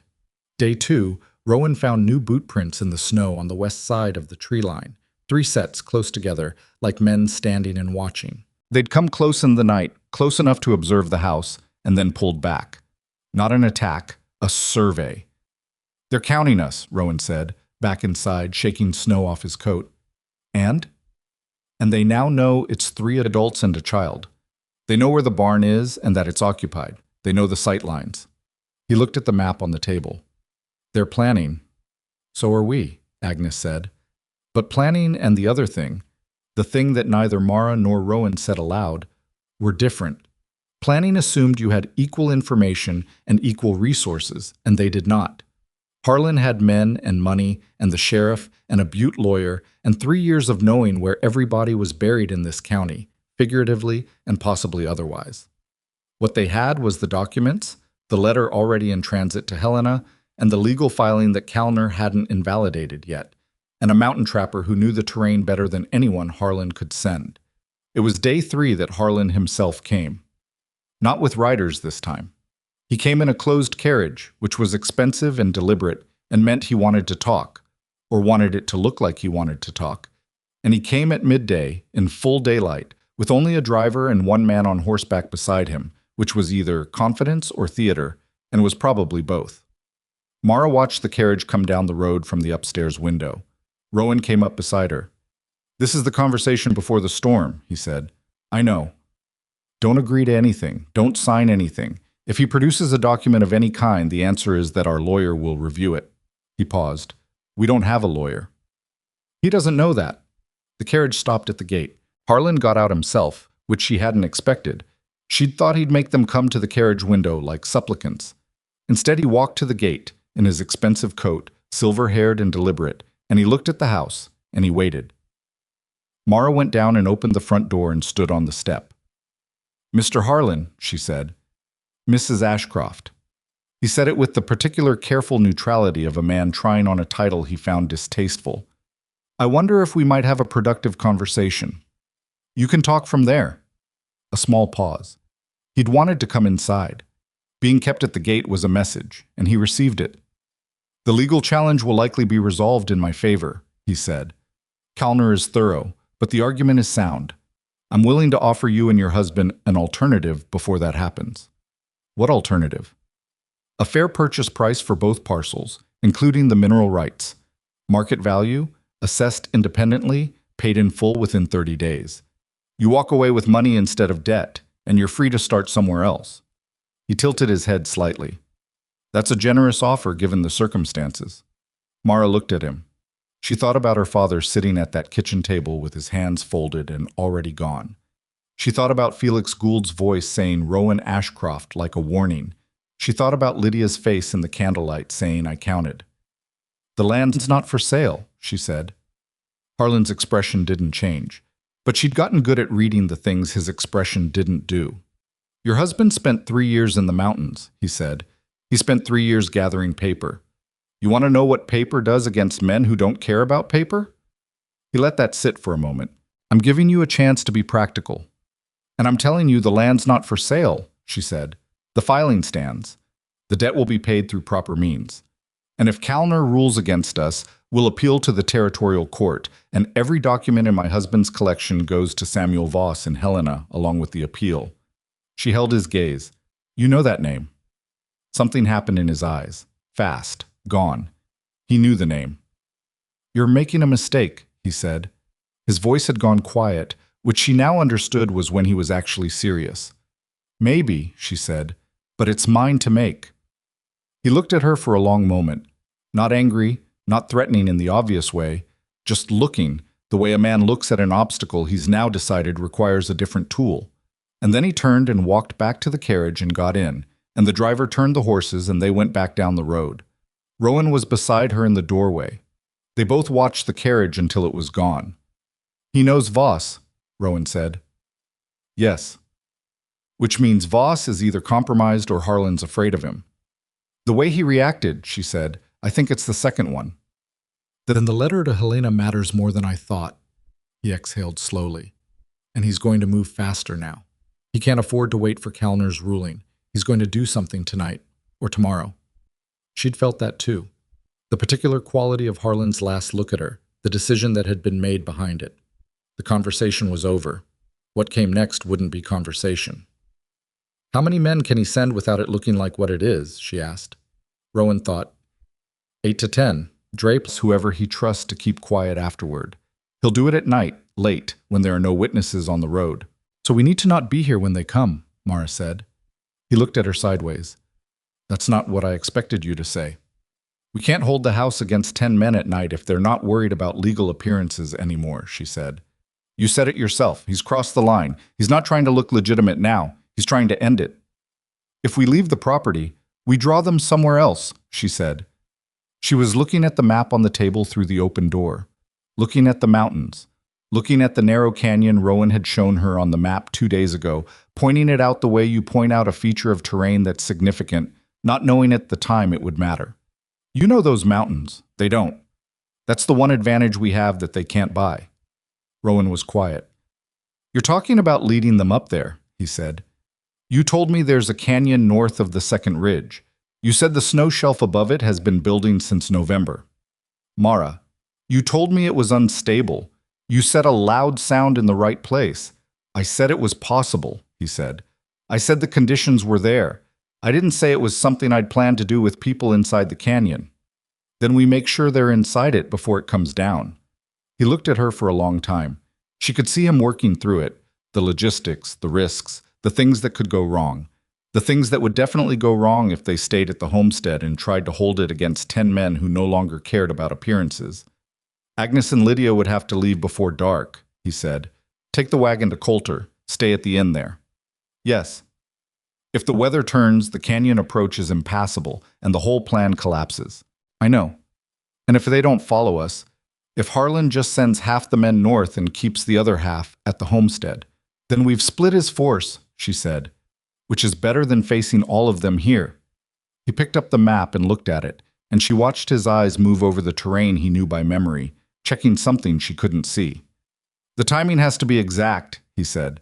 We have to be through the canyon ahead of them, far enough that they're fully inside before… He stopped. There's no guarantee anyone survives inside that canyon if the shelf comes down. I know that too, she said. He set the map down. He looked at her face. You're not afraid, he said, and it wasn't quite an accusation, and it wasn't quite a question. I'm terrified, she said, but I'm more afraid of what happens to Lydia if we don't do this. I'm more afraid of what happens to your brother's land and all those other people in that canvas bag who trusted us to do something with their names. She paused. And I'm afraid of what Harlan does to the next family after ours. That last part landed somewhere in him. She saw it. He folded the map and tucked it into his coat. We tell Agnes at dinner, he said. We move her and Lydia at dusk. We give Harlan's men time to come to the homestead, find it empty, and follow the trail north. He looked at her. You ride well in the dark? Better than I ride in a blizzard, she said. He almost smiled. Not quite. After dinner, when the fire had burned down to coals, Mara sat on the edge of Lydia's bed and brushed her sister's hair the way their mother used to do, long strokes from the crown, unhurried. Lydia sat still and let her do it without speaking, which was its own kind of eloquence from a girl who always had something to say. Are you going to be okay? Lydia asked finally. That's my question to ask you, Mara said. I'm going to Coulter with Agnes. That's fine. She paused. Are you going to be okay? Mara set down the brush. She put her hands on her sister's shoulders from behind, and they both looked at nothing in particular, at the wall and the small window and the dark outside it. I have a plan, she said. That's not the same thing. No, Mara admitted. It's not. Lydia reached up and put one of her hands over Mara's, and they stayed like that for a moment. The big sister and the little one, in a room that had been their father's house, and was still their home, and might still be theirs if the next 12 hours went the way they needed to go. Then Lydia said, in a voice that was 12 years old, and also something older than that, Don't die. I don't plan to, Mara said.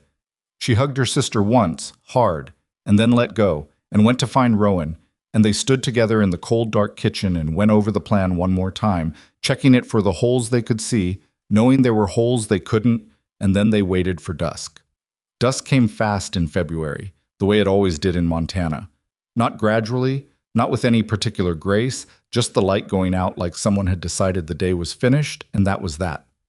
Agnes left first, with Lydia beside her on the wagon seat, bundled in every layer they could pile on her. Mara walked out to the wagon before they pulled away, and Lydia looked down at her from the seat with that face, the one that had stopped being a child's face somewhere in the last 3 weeks, and didn't say anything, because they'd already said what needed saying the night before. Agnes gathered the reins. She looked at Mara, then at Rowan standing at the fence. "Colt her in," Mara said.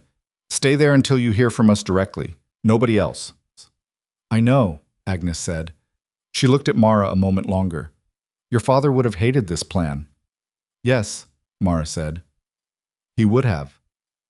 "He also would have done it," Agnes said.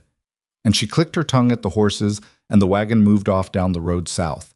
And Mara watched it until the dark swallowed it, and then she turned back to the homestead and started doing the things that needed doing. They left lanterns burning in the house. Rowan's idea: make it look occupied from the road, give Harlan's men something to approach before they realized no one was inside. They left the barn door slightly open, the way it would be if someone was still working in it. Small things, misdirections, buying minutes rather than hours, but minutes were what they needed. They rode out the back way, north along the river, in the dark, with no lantern. Rowan went first because he knew the ground. Mara followed close enough that she could hear Cutter's breathing and Rowan's roan breaking the snow surface ahead, and she kept her eyes on the shape of him against the less dark sky, and rode by feel and by the sound of moving water to her left. She was afraid. She'd told Lydia the truth about that. The fear was real, and she wasn't managing it so much as carrying it, the way you carry something heavy when there's no place to set it down. They climbed. The homestead fell away below them in the dark, those two lit windows going small and then smaller, like something looking up at her. She didn't let herself look back more than once. Rowan stopped twice on the ascent to listen. He did it without explanation, just stopping and going very still, and Mara stopped behind him and listened too, and both times she heard what he was listening for: the distant sound of horses on the road below, coming from the direction of Millhaven. The first time it was distant enough to mean they had time. The second time it was closer, and Rowan started moving again without speaking. They reached the upper trail in just under 2 hours. The cold at this elevation was a different animal than the cold down in the valley. It had no patience, no gradation, just an immediacy that went straight through whatever you were wearing and addressed itself to your bones. Mara's fingers were going numb inside her gloves, and she kept flexing them against the reins to maintain the feeling. The canyon entrance was where Rowan had described it on the map, a narrowing between two rock faces that from a distance looked like a natural passage, a logical route north for anyone following tracks in the snow. Which was the point. Their tracks went in. Anyone following would follow them. Rowan stopped at the entrance and looked up. Mara came alongside him and looked up too. Above the right-hand rock face, the snow shelf extended out over the canyon like a white overhang, massive, thicker than she'd imagined from the description. It had been building since November, he'd said. 4 months of accumulation on a rock face angled just wrong enough to hold the weight until something changed the equation. "How far in do we need to go?" she asked, keeping her voice low. "Far enough that they're fully committed," he said. "There's a bend about 200 yards in. Past the bend, there's a widening. They'll bunch up there, trying to figure out where the tracks go." He looked at her. "That's where the shelf is directly above. And we fire from the ridge. The east ridge. There's a path up, narrow, starts 50 yards back from the entrance on the right side. Takes about 20 minutes to climb." She looked at the path. She could just make it out in the dark, a slightly less steep line in the rock face. "We need to be up there before they reach the entrance," she said. "Yes." She could hear horses below. Not close yet, but moving, following the trail north with the single-minded momentum of men who thought they were running something down. "Go," she said. They dismounted and tied the horses in a sheltered notch behind a stand of pine where they'd be off the trail and out of sight. Rowan took the rifle from his scabbard. Mara took hers. Then they went up the path on the east ridge, climbing by feel and by the pale starlight on the snow. And it was harder than 20 minutes. It was closer to 30, and there were 2 places where Mara's boots lost purchase on ice beneath the snow, and she went down on one knee and climbed with her hands for a stretch. Rowan reached back for her once, at the second bad section, and she took his hand and he pulled her up the steepest part, and at the top they were both breathing hard in the cold air, their breath visible in white puffs, and they lay flat on the ridge and looked down. The canyon lay below them, a dark channel between pale walls. The snow shelf was 30 feet to their left along the ridge, hanging out over the canyon in a mass that looked, from above, like a wave that had frozen in the act of breaking. They waited. The first rider entered the canyon below maybe 10 minutes later, then 2 more. Then the rest, coming in a loose column, picking their way through the narrow entrance. Mara counted in the dark, 8, 9, and then one more, which made 10, and then Dre's distinctive broad shape at the rear, making 11 total. Harlan hadn't come himself. She hadn't expected him to. The riders moved through the canyon below with the cautious energy of men who knew they were following someone but didn't know quite where. She could hear the muffled sound of hooves on snow-packed rock, the occasional low word exchanged between riders, the breathing of horses. They moved toward the bend. Mara looked at Rowan beside her. He was watching the riders below with an attention so complete he seemed to have stopped blinking. She could see the calculation in his face, distance, position, timing, all the things he'd been building toward for 3 years collapsing into this single point. The riders reached the bend and went around it, and for a moment they disappeared from sight, and then they reappeared in the widening beyond the bend, exactly as Rowan had predicted, bunching up, uncertain, looking for tracks that seemed to have ended. The whole group was inside the canyon now, all 11 of them, packed into the widening, directly beneath the shelf. Rowan looked at her. She looked at him. She raised the rifle and fired at the base of the snow shelf, where the rock face met the overhang, where 3 months of freeze and thaw had done their slow work on the bond between snow and stone. The shot echoed off of the canyon walls like something enormous. For 1 second, nothing happened. Then the shelf moved. It didn't crumble. It didn't trickle. It went all at once, the way the really large things go when they finally let go. A single massive shift, a sound that started as a crack and became a roar so complete it seemed to come from inside Mara's chest rather than outside it, and the entire overhang came down into the canyon in a wall of white that hit the canyon floor and billowed up the walls and kept moving, rolling, filling the narrow space with snow and force and the terrible indifferent weight of the mountain's 4 months of patience. The roar lasted maybe 8 seconds. Then a deep, settling silence. Mara lay flat against the ridge with her hands pressed to the rock and her face down, and the snow cloud from the avalanche rolled over the ridge edge and past them in a cold white rush. And then it was over. She lifted her head. The canyon below was white, full, nearly to the wall's midpoint, the passage sealed as completely as if it had never existed. Nothing moved down there. No horses, no riders, no sound. She looked at Rowan. He was already looking at her. His face in the starlight was not triumphant. It was the face of a man who had done a necessary thing and was sitting with what necessary things cost. "Are any of them?" she started. "The widening has a natural shelf on the east side," he said. "Raised rock, about 4 feet. The snow would have gone over it, not under. If any of them had the sense to move toward it when it started..." He stopped. "Some of them might be alive." She thought about that. She thought about the men below, Dre and the others, who had come here for a paycheck and a powerful man's approval. And she thought about the difference between them and her, which was not as vast as she might have liked to believe. They'd made their choices. She'd made hers. The mountain had made its own. "We need to get down," she said. "If anyone survived, they'll need help getting out before the cold takes them." Rowan looked at her. "They came here to run you off your land," he said, flat, not argumentative, just saying what was true. "I know that," she said. "Help me get down." They went down the ridge the same way they'd come up, and it was faster going down and harder in different ways, and when they reached the canyon entrance, they could already hear sounds from inside. A horse somewhere, still alive, and a human voice, more than one, calling out from the far side of the snow wall. They couldn't get to them from the entrance.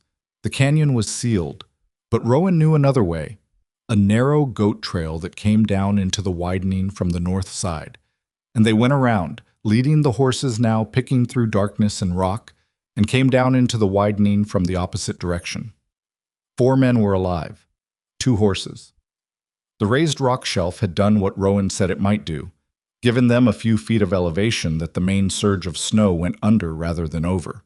They were shaken and frozen and in varying degrees of shock, and not one of them was Cole Dre, who had apparently been at the rear of the group and was now somewhere under several feet of snow on the canyon floor. Mara looked at the 4 surviving men.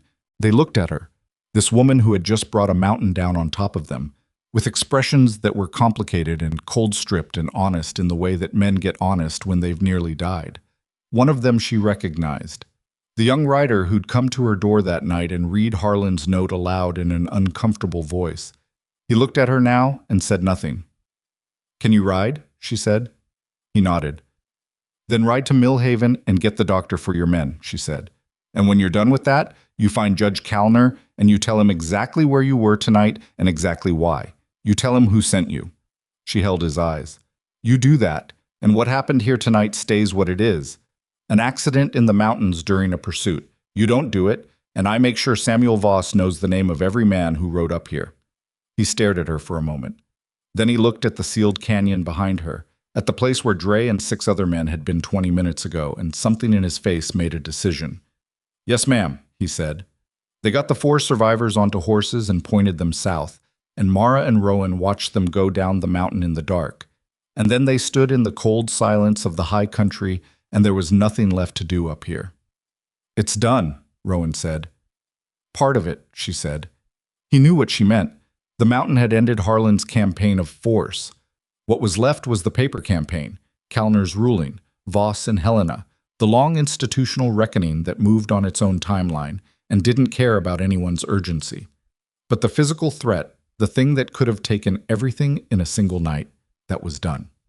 They rode down. Samuel Voss arrived in Millhaven 11 days later, not from Helena, but directly from the territorial capital, in a government wagon with 2 deputies and a satchel full of correspondence that suggested he'd received rather more than one letter about Millhaven County. He was a compact, methodical man in his 50s with the particular manner of a federal official who had seen enough frontier corruption to be unsurprised by any of it, which Mara found deeply reassuring. He sat at Judge Callner's table. Callner had offered his chambers as neutral ground, and he read through Rowan's canvas bag of documents for 4 hours without stopping except to ask specific questions.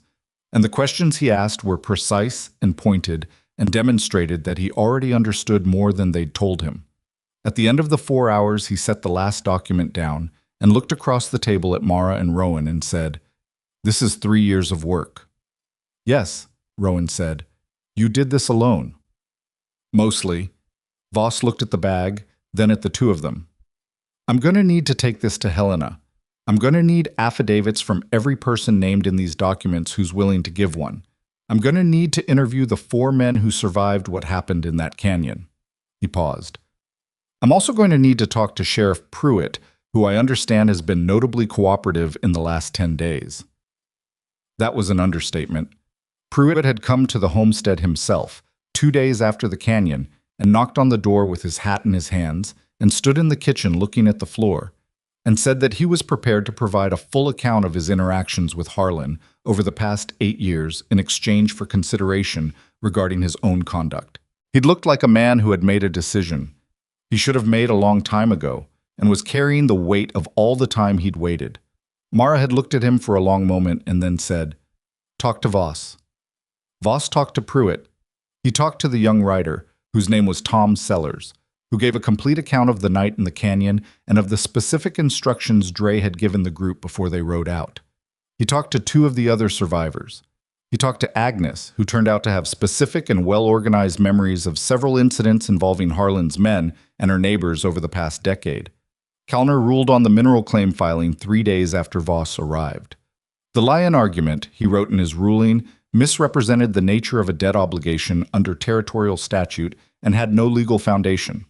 The combined Ashcroft mineral claim was valid as filed.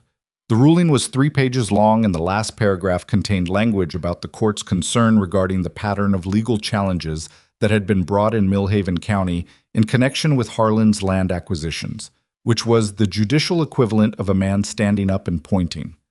Harlan was arrested 6 weeks later. Not by Pruitt.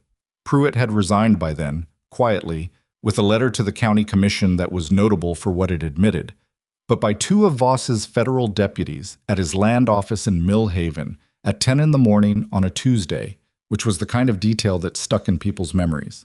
The charges were extensive: fraud, coercion, bribery of public officials, falsification of land records, and a charge connected to the threat against Lydia that Voss had insisted on including specifically, which required a particular statute that not many federal prosecutors bothered to use. Mara heard about the arrest from Agnes, who had it from the woman at the dry goods store, who had seen it happen from her window. Agnes rode out to the homestead to tell her, and Mara was in the yard splitting wood when Agnes pulled up, and Agnes said, "They took him." and Mara set the axe down and stood there for a moment with her hands on the handle and let the information settle into her. She didn't feel what she'd expected to feel. She'd thought there would be something larger. Relief, maybe, or satisfaction, the emotional equivalent of a knot finally untying. What she actually felt was quieter than that, like a sound that had been in the background for so long you'd stopped hearing it, had finally stopped, and the silence it left was strange and new and would take some getting used to. Rowan was in the barn when she went to tell him. He was repairing a piece of harness, sitting on a hay bale with the leather across his knees, and he looked up when she came in and read her face. "It happened," he said. "This morning." He looked down at the harness in his hands. He turned it once, slowly, and then set it aside. "Daniel should know," he said. "Yes," she said. "He should." Rowan wrote to his brother that evening. Mara sat at the other end of the table with her own correspondence.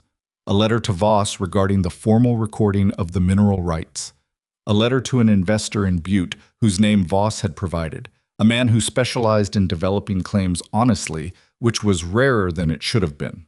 She heard the scratch of Rowan's pen across the paper and didn't read what he was writing, but she heard him stop twice for long stretches, the way you stop when you're writing something that's harder than it looks. He sealed the letter and set it down and looked at it.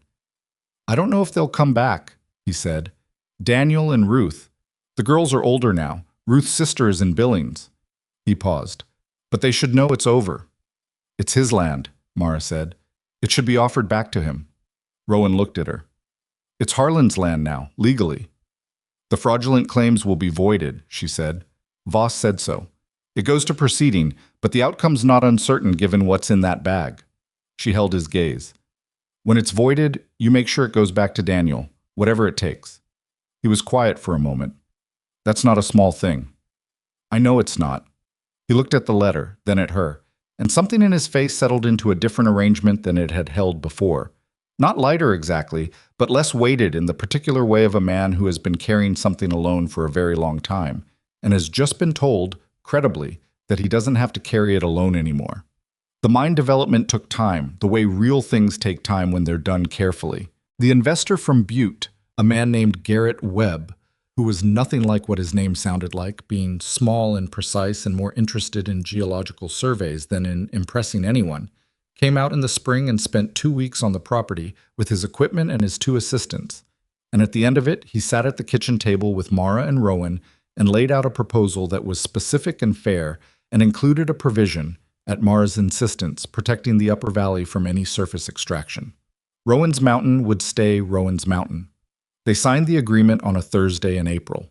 Outside, the snow was finally retreating from the lower pasture, and the river was running high with melt, and the sound of it came through the open window, clean and purposeful. Lydia started at the school in Millhaven that same spring. A proper school, with a teacher who'd trained in St. Louis and who recognized within 2 weeks that Lydia was significantly ahead of where she should be and needed more challenging material, which she said to Mara without condescension and with what appeared to be genuine professional interest.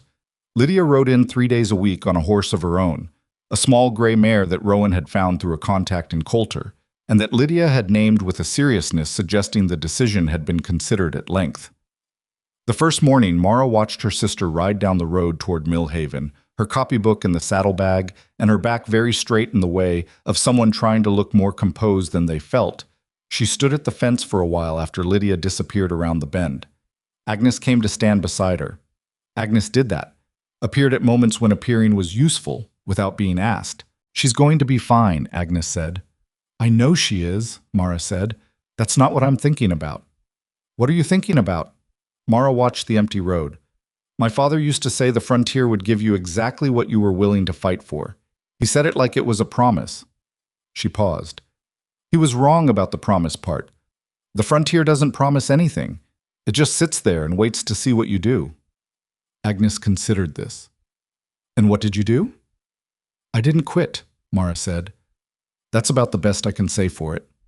Agnes made a sound that was not quite agreement and not quite disagreement, the sound of a woman who had her own 62 years of experience on that question and wasn't prepared to reduce them to a simple verdict. Summer came. The mine operation began in a modest way. 4 men working a surface cut on the east ridge. Careful work, methodical, nothing like the scarred and blasted landscape Mara had feared when the word mine first entered the conversation.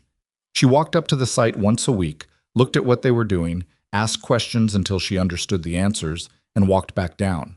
Rowan did the same, and he and Webb's site manager had developed a relationship built on mutual respect for precision, which expressed itself largely in long conversations about geology that Mara followed only partially, but found she didn't need to follow completely to understand the important parts.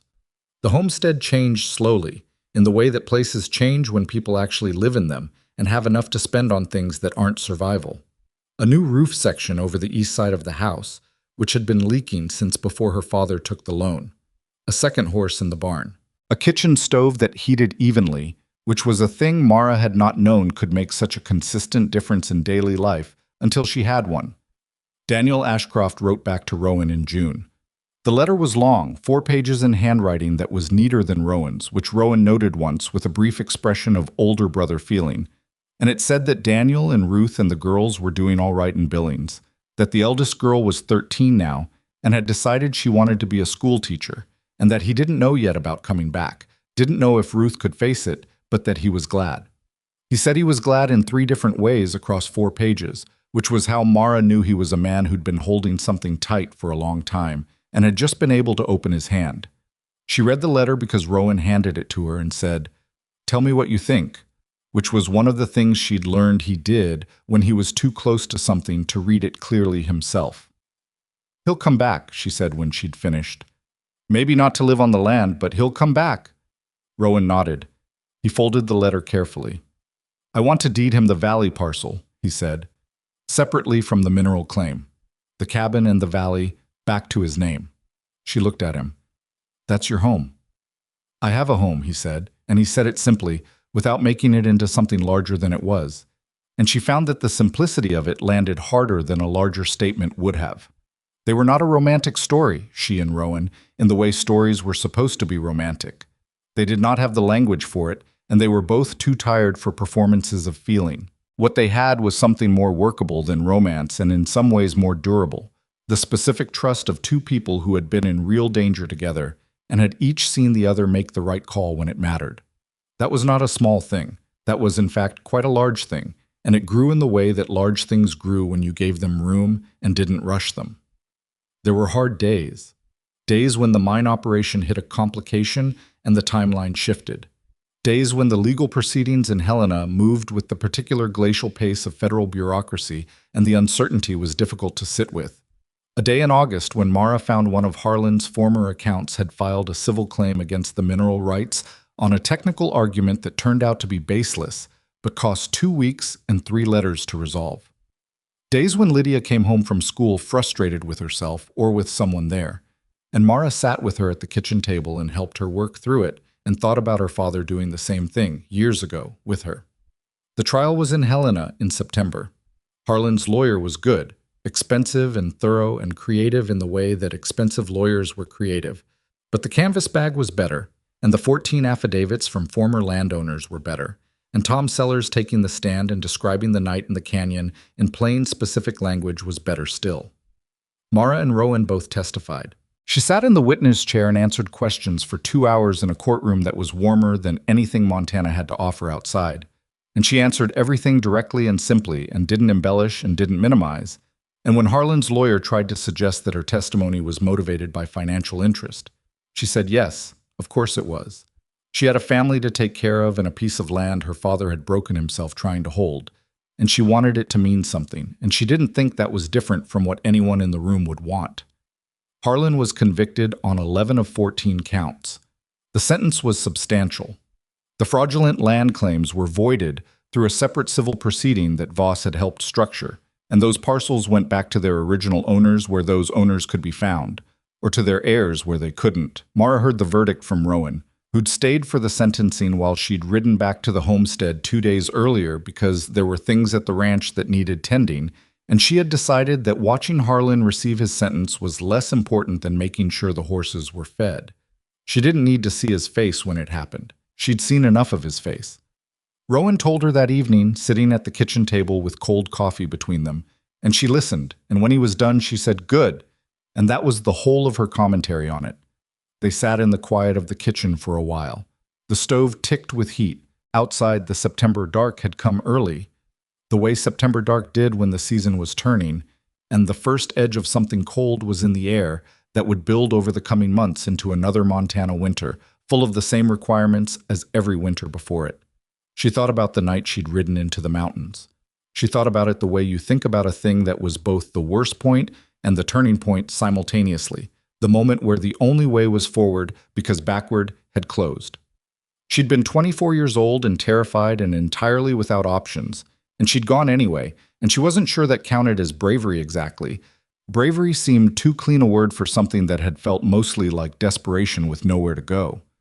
Maybe that was what bravery actually was, though. Not the absence of fear, not even the management of it, just the refusal to let it be the last word. Lydia came in from her room with her copybook, pulled her chair up to the table, and began working on something without asking permission or announcing herself, which was the way she operated in a household that she considered hers, which it was. Rowan looked at her across the table. He looked at her copybook, then at her face, with the particular attention he gave things he was trying to understand. "What are you working on?" he said. Lydia didn't look up. "An essay. Mrs. Harmon wants us to write about someone we admire." "Who are you writing about?" She looked up then, at Mara, briefly, with an expression that was too old for her face and also completely her own. Then she looked back down at the page. "Someone I know," she said. Mara looked at the table. She didn't say anything. There was nothing to say that the moment didn't already hold, imperfectly and honestly, the way all the real moments had held everything. Not clean, not resolved into something you could frame on a wall, but real, and theirs, and still going. The land was theirs. The debt was gone. The man who had believed he could buy and take and intimidate his way across a territory had found out what the territory thought of that. And outside, the river was running, and the mountains were still there, and winter was coming again, which meant they would need to be ready for it, which meant there was work to do in the morning, which there always was, and that was all right. That was, in fact, exactly all right.